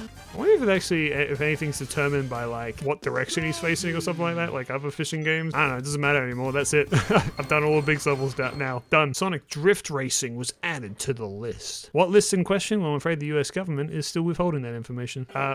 There was a second Froggy there. You literally can see him right there. You know, Big's pupils are weird because like they do move, but like in most games they don't. I was running around earlier and I saw his eyes move in like Station Square or something like that. And apparently in like most versions of Sonic Heroes his eyes move as well, but not the GameCube version. I do like his like 1,000-yard stare though. Could this be the emerald that controls the 7 chaos? No. You think? I don't like the looks of this place. Big, we are in exactly the same area we were in earlier. Can we get a little bit more critical thinking up here in the cat-based cerebral cortex? I like that you actually see Tails' plane here, because it's like a little indication of how you're going to get out of here. A little foreshadowing for later. It's cool as well, because you actually do get some, like, story-related cutscenes with Big as well, because here we get to see how Chaos 4 became Chaos 6. You don't see this in anyone else's playthrough. Although, I will say, again, it's just to point out another plot hole. It's kind of like a big deal that Chaos finally has his tail, but when he becomes Perfect Chaos in the last story, he does not have a visible tail. In fact, I don't think he ever has a visible tail ever since this point ever again, so... I'll get him back. Watch me. That's the Sonic I love. The Sonic that'll save anybody no matter what. A little frog? Absolutely. However, I'll just save it myself, don't worry about it. So, this boss fight is kind of funny because this is often mocked as the easiest boss fight in the game because you can beat it in approximately 2 seconds. I don't know if I'm going to have that kind of luck. Or you just have to just cast and hope you get him, which I did not do. Jesus, yep, and I'm dead. This boss fight always gives me anxiety because I always think to myself, like, I'm big, I'm not equipped to do anything, man. something. There we go. See, it's still very easy, but like, just very unlucky with it, man. 30 seconds. Oh, jeez. Probably the world's slowest attempt on this run. Hooray! Hooray! The day is saved. I like that, like, in this playthrough, you actually get to see that, like, Sonic parts with Big, but in his playthrough, you don't see Big ever again. You just presume, like, oh, I guess Froggy's just dead or something. I don't know. Let's fly home. I don't know how he gets this thing off the ground, but apparently he does. Two friends return home. That was not too bad. Once I figured out the fishing controls and, like, exactly how to get Froggy, this playthrough's fairly easy. But again, it just always intimidated me as a kid because I just really did not want to fish. It's just not why I play this game. And again, I know a lot of people feel the exact same way. There's probably hundreds, if not thousands, maybe tens of thousands of people who have played this game but never actually beaten it exclusively because of Big Story. And I don't know, I can't help but see there's effectively bad game design. I get why they added it. They were saying like it's because like, oh, they wanted to have a really slow and relaxed story to kind of counteract the Sonic story. But again, the fact that it is required just completely destroys all of it. If it was optional like the Chow Garden is optional in this game, then I'd have absolutely no issues with it whatsoever. In fact, it's kind of weird now to think about it. They have the Chow Garden, which is another very slow and methodical game mode effectively, but you never have to interact with it at all. In fact, I literally haven't interacted with it at all in this playthrough. I probably will later, but like for now, haven't touched it. Anyway, I believe the song is called Lazy Days. And again, I didn't used to love this song as a kid, but it's really grown on me in recent years. There's something about it that's just so unabashedly cheerful and summer funny about it. I always love to interpret the lyrics as if it's both Froggy and Big kind of singing to each other, even though none of them would speak in this cadence literally at all. But that's an example right there of something that like you never have to interact with in Big Story. If you know where Froggy is, you would never see that thing. So the big man slumbers yet again, lest you incur his froggy wrath. It's my pleasure. Ready to die. Oh baby, it's finally time. E102 Gamma, or as I like to call him as a kid, E102Y Gamma, because I didn't realize that that symbol that looks like a Y actually means Gamma. I didn't know that for like 10 years. So first of all, as you can see, Gamma was created right here. And if you come here as any other character, you can see this machine, but you have no idea what it is. You have no context for it. But when you get to play as Gamma's story, you get that oh so delicious context. You're not as advanced as Beta is, but you'll do fine. Why am I supposedly not as advanced as Beta is? Why would you make the second edition less advanced? Alright, so Gamma, his gameplay is, of course, the shooting gameplay. Again, there are a lot of people who aren't a big fan of it. I think I've already said this probably several times throughout this playthrough, but I have no issues with it whatsoever. I find it fun. I don't know. You're still running through the stages, you're just, you know, pressing B a few times. I know some people find the beeping kind of annoying, but it's honestly kind of like, it doesn't sound that bad in this game, I feel. It might be a little bit worse than Sonic Adventure 2, but it's never really bothered me that much. I guess it's just because, like, I don't know, I feel like I played a lot of games as a kid where there's just lots of repetitive beeping noises, so I'm kind of immune to it now, I guess. And so we're introduced to our brother, Beta. So our first mission is to fight Beta, and I kind of love this bit of characterization for Eggman as well. This idea that he's so cruel to even his own creations, you know, he pits them against each other, these brothers. Also, this serves as a good tutorial for some of the battles later on in the game where we will be fighting other E-Series robots. Granted, it's like excessively easy, but you know, so Beta wants to come along with us. It's kind of weird. It doesn't really make sense, obviously. Like, Eggman, you're the one who's creating these robots. You choose, like, to make them. The fact that he decided to make two, the first and second edition, have them fight each other to determine who comes on the egg carrier. But then he goes on to make, like, 3 or 4 more as well to join him. I don't really know. I love this little presentation of his. I love how little context there is here. Eggman built a whole army to catch a frog and didn't even tell him why. That's my hero right there. I love Gamma as just this giant fucking hulking robot that freaks people out. He also has like super loud like stomping noises. He's so fun to play as. This for me is like honestly like a little bit of a power fantasy in Sonic. Being finally able to play as one of the robots and like being able to stomp around and blow shit up. It's such a cool idea for a character. I love it. So one of the unique things, of course, about Gamma's playstyle is that he uniquely has his clock go down and you have to refill it by shooting things, which can actually get weirdly tight in some of his later levels. You wouldn't think so, because some of these characters' game modes are really, really simple and kind of piss easy, but I don't know, as a kid I kind of found at least the last level or so like kind of challenging. I would like die a few times just from a timeout. Of course, this level's like near impossible to time out on because I'm pretty sure you don't have to shoot anything. It's very easy to get to the end, which is literally right here. Frog capture complete. I adore Gamma's voice, by the way. I know it's just a robot voice, and so many people,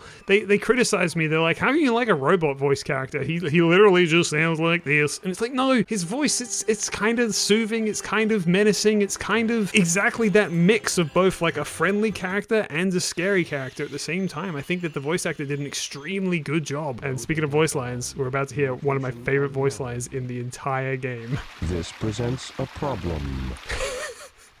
I love how matter of fact that is. This presents a problem. I have quoted that like in 50,000 of my other videos. Go check him if you don't believe me. He looks so bashful of this giant hulking robot. Do you know that Gamma is actually like way bigger than Omega? Omega like has a big personality, but apparently he's only 4 foot tall. By the way, I love Omega as well, but Gamma is still my favorite robot ever. If I had to rank the robots, at least in like the mainline games, it would probably go number 1 Gamma, number 2 Metal Sonic, number 3 Omega, personally. Those are my top 3, and they're all pretty high up there. Speaking of favorite characters, I suppose I can kind of talk about this now, which is that Gamma was, for a very long time, my favorite Sonic character. In general, he just was my favorite Sonic character. And I still hold him in very, very high regard and esteem. I think he's fucking awesome. And hopefully I'll be articulate enough to explain throughout this playthrough other than just like, he's a cool robot, although that is a big part of it. I appreciate that the other 3, by the way, got frogs that match their color. It's very cute of them. There it is! Right there! There it is! Right there! And off they go, just to be fucking sent away. Oh, the way he looks back at me.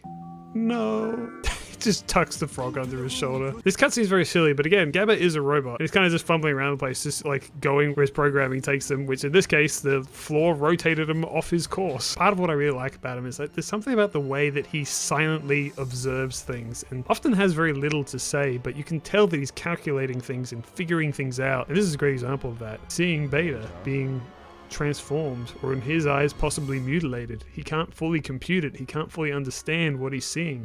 He's walked in on something that he wasn't supposed to see, and as a result all he can think is, This is the wrong room. but he's filed that away for later. It's one of the many little things that eventually causes him to break his programming. I kind of love that about him as well, is that he's not that simple of a character. He doesn't just simply immediately change to the good side. He actually has to work his way there by witnessing and experiencing all sorts of different things to change his mind, like what happens in this cutscene. Once again, Eggman has ordered Gamma to unquestionably do a task, but he's just not fully understanding why he has to, or why, in this case, Amy won't give him the bird. He doesn't even know why he needs it. He backs up because he doesn't understand her. I don't know if this Flicky in particular realizes that, like, inside Gamma is one of their parents. I like to believe that the Flicky inside of Gamma recognizes that Flicky there as their child or part of their family, and is able to push through their programming to actually take control of the Badnik, which is just a really cool concept, and it's one that I'm like mildly surprised wasn't, as far as I'm aware, explored up until this point. It's a really interesting idea that like Badniks for an extremely long time had animals in them, and those animals are technically powering the robots. So what if you could appeal to that animal inside the robot? Well, you get Gamma. That was the second thing that's starting to break Gamma's programming. I love how Gamma turns around to look at his jet booster. Of course, it's a very iconic piece of him, despite the fact it's literally not even connected to him whatsoever, but we love the jet booster. It looks fucking awesome. And the camera fucking hates it. What the hell? Once again, Gamma has been asked to do something that he doesn't fully understand. So now we're forced to fight Sonic, which is very exciting because we get to be the one Badnik that gets to fuck up Sonic extremely badly. You fucked me. Amy comes to save the day, once again appealing to Gamma's morality, because Gamma doesn't have any reason to hate Amy. Gamma doesn't really have any reason to hate any of these people. He's just been told to. And the fact that Sonic decides to spare him shows him that you can make choices and that you can have your own morals. So this is the point where Gamma finally decides that he's going to go on his own path and decide to do good. It's not because his programming was messed up, he wasn't like electrocuted or hit over the head or anything like that. He's just taken in all the information that he's witnessed and come to his own conclusions. Badniks, of course, have animals in them, and therefore, in order to save said animals, they must be eliminated. Put down, Put down, pick up, put down, pick up, put down, pick up, put down. Perhaps I should try and boil down more as to what makes Gamma such a favorite of mine, because it's actually kind of hard for me to put into words. words, but other than he's just cool, it's cool to be a big-ass robot to finally be on the enemy side of Sonic's story, I guess it's because I find his story to be extremely compelling in the tragedy of it. You know, it's almost like the story of Frankenstein, an artificial being created by a scientist that was forced to find its own purpose. Perhaps it also speaks on the idea of nature versus nurture. Eggman creates all of his machines to be inherently evil, but by giving them a form of thought, they're able to actually come to their own conclusions. I suppose it's interesting then to speculate on Gamma's thought processes and conclusions as he questions everything that happens around him that forms his opinions and decisions going forward. Gamma is such a fascinating character because his story says so much, with him saying very little. And as a result, he's a character that I've been thinking about continuously for effectively decades now. And then there's also the tragic aspect of his character. Other than just his existence, in a sense, being a tragedy, effectively forcefully taking the life of a living creature, the Flicky within him, to birth a new one that never asked to be created, to be quite frank with you, and then Gamma going on this death mission to destroy/save his brothers, and then eventually himself, despite the fact that no one was really around to witness it. No one ever truly knew what became of Gamma. Eggman, as far as I'm aware, never even found out that he rebelled against him. Gamma acts as an entirely selfless being. He doesn't destroy the other E-Series robots in search of thanks or recognition. He does it because he knows it's the right thing to do. He might not fully understand why it is, but he knows it is. Anyway, that's just my thoughts off the top of my head. If I ever do like a scripted video on Gamma, I'll hopefully be able to articulate myself a little bit better. I just love him so much, and hopefully I put a little bit of a spotlight on that. You know, honestly, if you want to know more about what makes Gamma so good, there's actually quite a lot of really good video essays on YouTube about him, because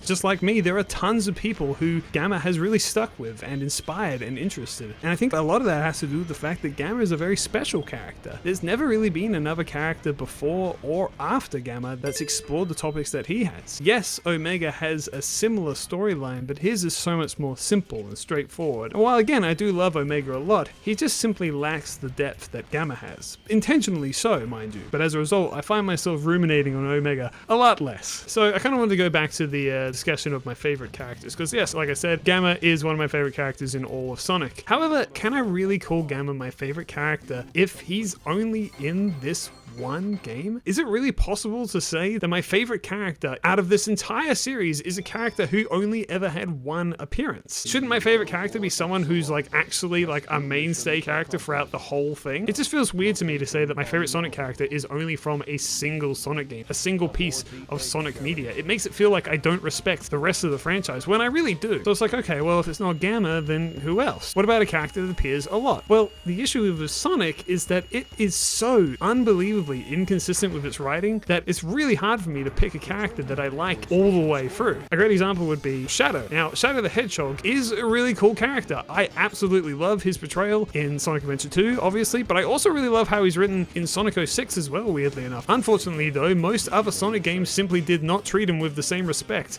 and for quite a while, he was effectively flanderized to the point of character assassination. By the time you get to Sonic Boom, he doesn't resemble the Shadow I know and love at all. In fact, I fucking hate him. For a while there, Shadow was unironically my least favorite character, and this is someone who at one point was my #1 favorite. And yes, of course, in recent times, they have been making strides to make him better, what with the Sonic Movie 3 and Shadow Generations, and I'm super happy that that's happening, but at the same time, that history where he was written terribly is still there. To summarize my opinion on him would be still the opinion that I heard online somewhere, which is that Shadow is not an anti-hero. Shadow is a hero. I despise the fact that they treat him like an anti-hero who doesn't care about his friends and doesn't care about saving the world, when literally his entire backstory revolves around him being best friends with a girl whose dream is to save the planet. I have to justify it with a big asterisk saying, I only really like them in this game, in this game, in this game, and that's just, it's just annoying. There's also the IDW comics, which I've been talking about a few times. There's plenty of characters in that I absolutely adore, original characters that like don't have any other media to mess them up.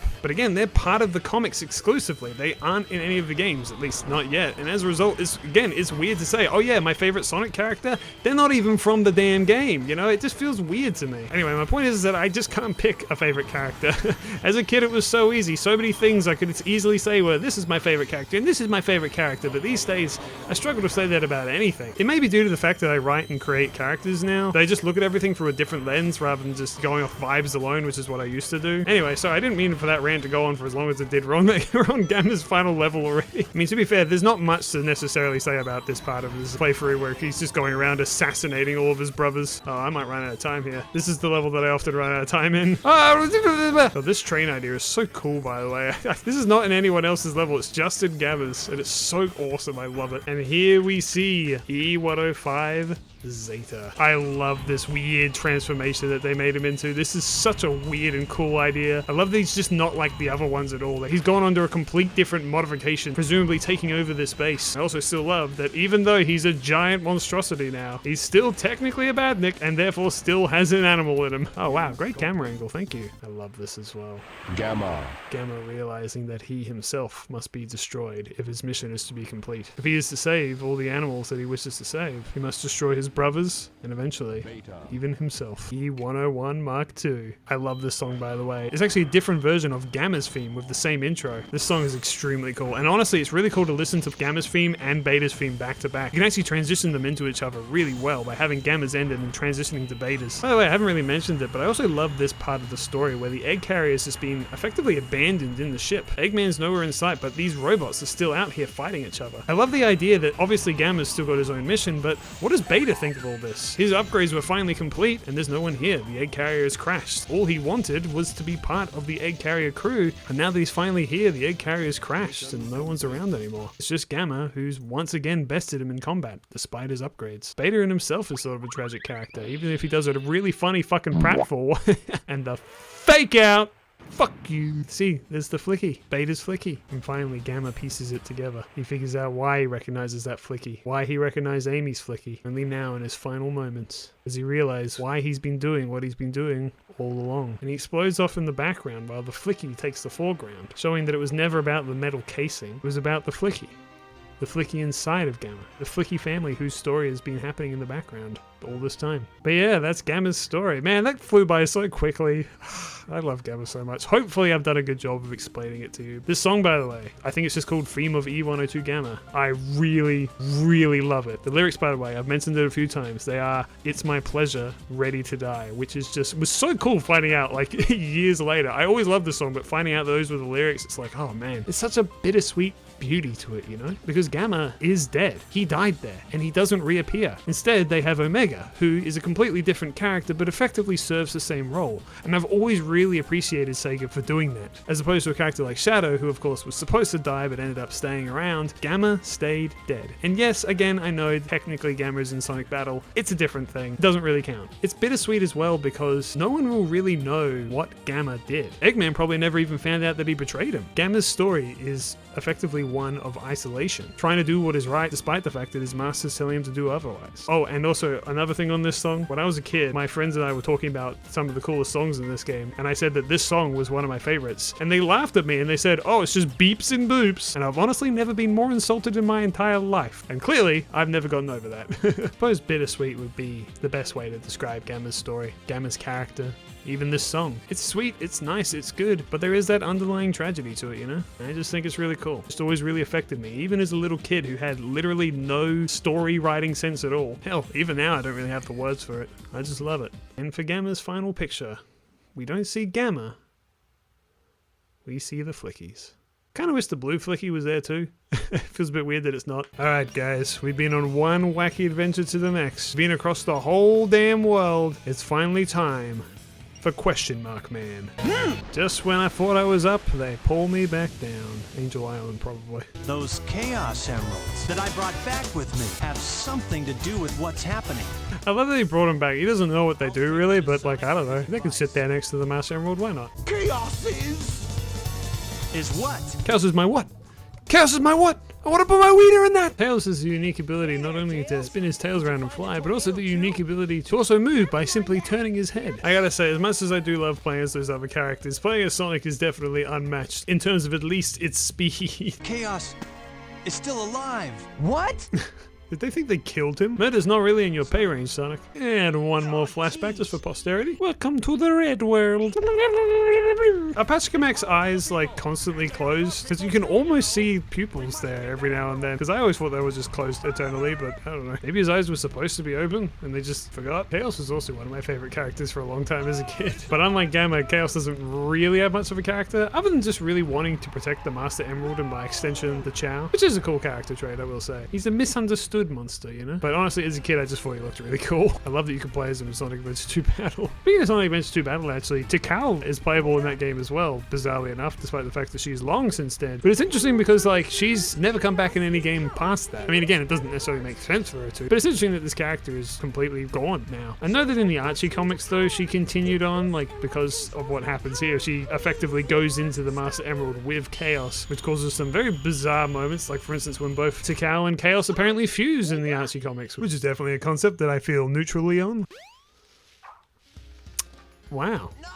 That was just, I'm just dumb. I can't even, well, actually, you know, that was a good thing. That was a speedrunning tech. But yeah, anything speedrunners don't even know that tech. I keep thinking about it, oh, Jesus Christ. That one was also speedrunning tech. Gets me closer to the direction I was actually supposed to go in. I just realized that the Tornado 2 actually has like a wrecked model. It's like parts of its wings are destroyed and stuff like that. Like, look at that. Now what do we do? Well, Tails, we watch as the city gets completely fucking destroyed. So there's some debate about what happens here because, I mean, it's pretty clear that Chaos does indeed destroy like 90% of the city, but at the same time, like, I don't know, it's a kid's game, it's a kid's story, so it applies by kids game and kids story logic, right? Do all these people die here?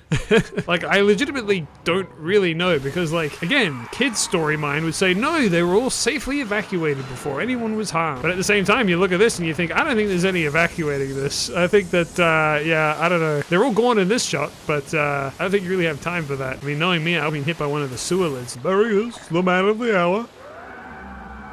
Wahoo! And he looks like this.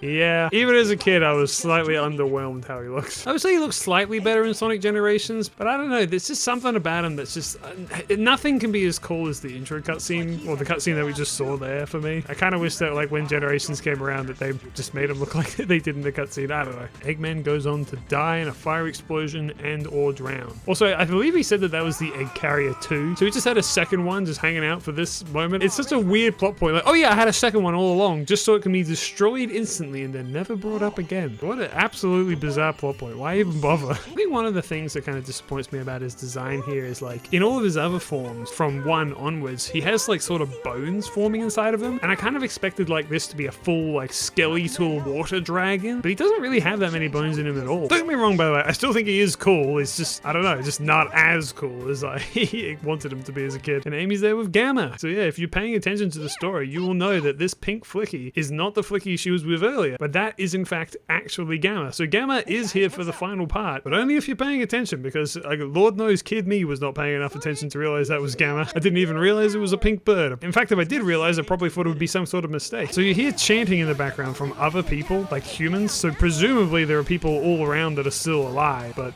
I don't know, you know, just assume anyway. Oh, you know what? Once again, I like the way he looks in this version. I know it's been a while since I brought up the Dreamcast version, but I don't like that angle. I like him from the front. He looks cool from the front. Here he is.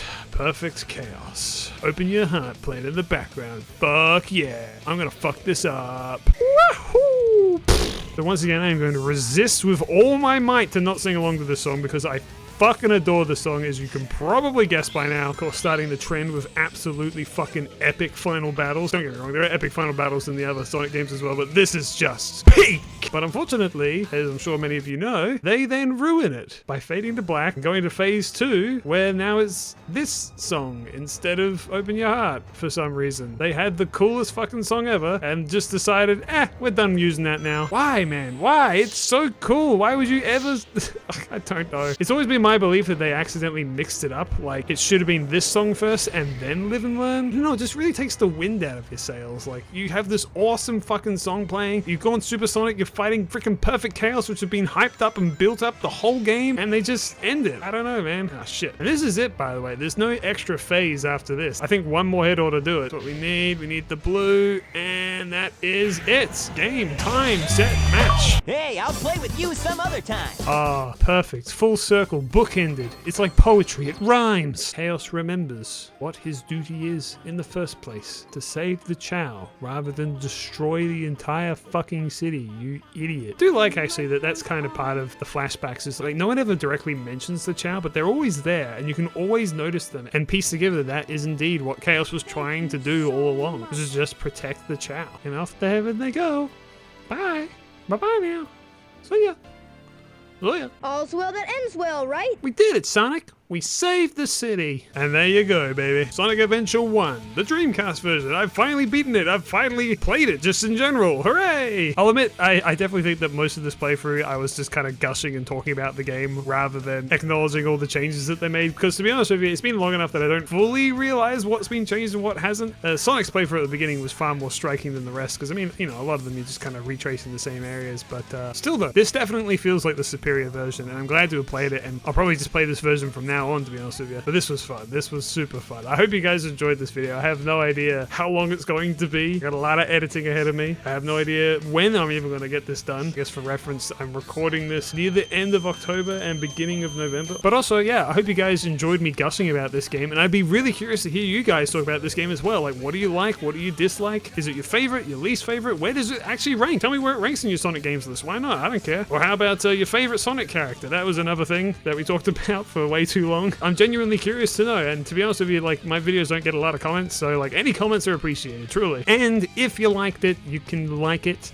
If you didn't, you can dislike it. I shouldn't have to tell you these things. You can figure it out on your own. And subscribing, honestly, like, what's the point? Who cares anymore? But anyway, so yes, that now, of course, brings up the question of Sonic Adventure 2, of which I have stated many times in this playthrough that that is indeed my favorite Sonic game of all time, and also one of my favorite games of all time. So, when can you expect the Sonic Adventure 2 playthrough? If I'm honest with you, I don't know. I have a strong temptation to do it, like, immediately. However, my plans for the Sonic Adventure 2 playthrough are a lot bigger in scale than this one. I guess without spoiling too much, I plan on making more than one video about it. Don't get it twisted. It won't be like, oh, a hero story and a dark story. No, no, no. What I mean is more like a video on this channel and a video on my main channel. If you know about my main channel, you know that videos are a bit different there. Scripted, essays, and stuff like that. That's my current idea. There's nothing set in stone right now. Don't hold me to it necessarily. But yeah, I'm kind of thinking for Sonic Adventure 2, I really want to do that game justice. But anyway,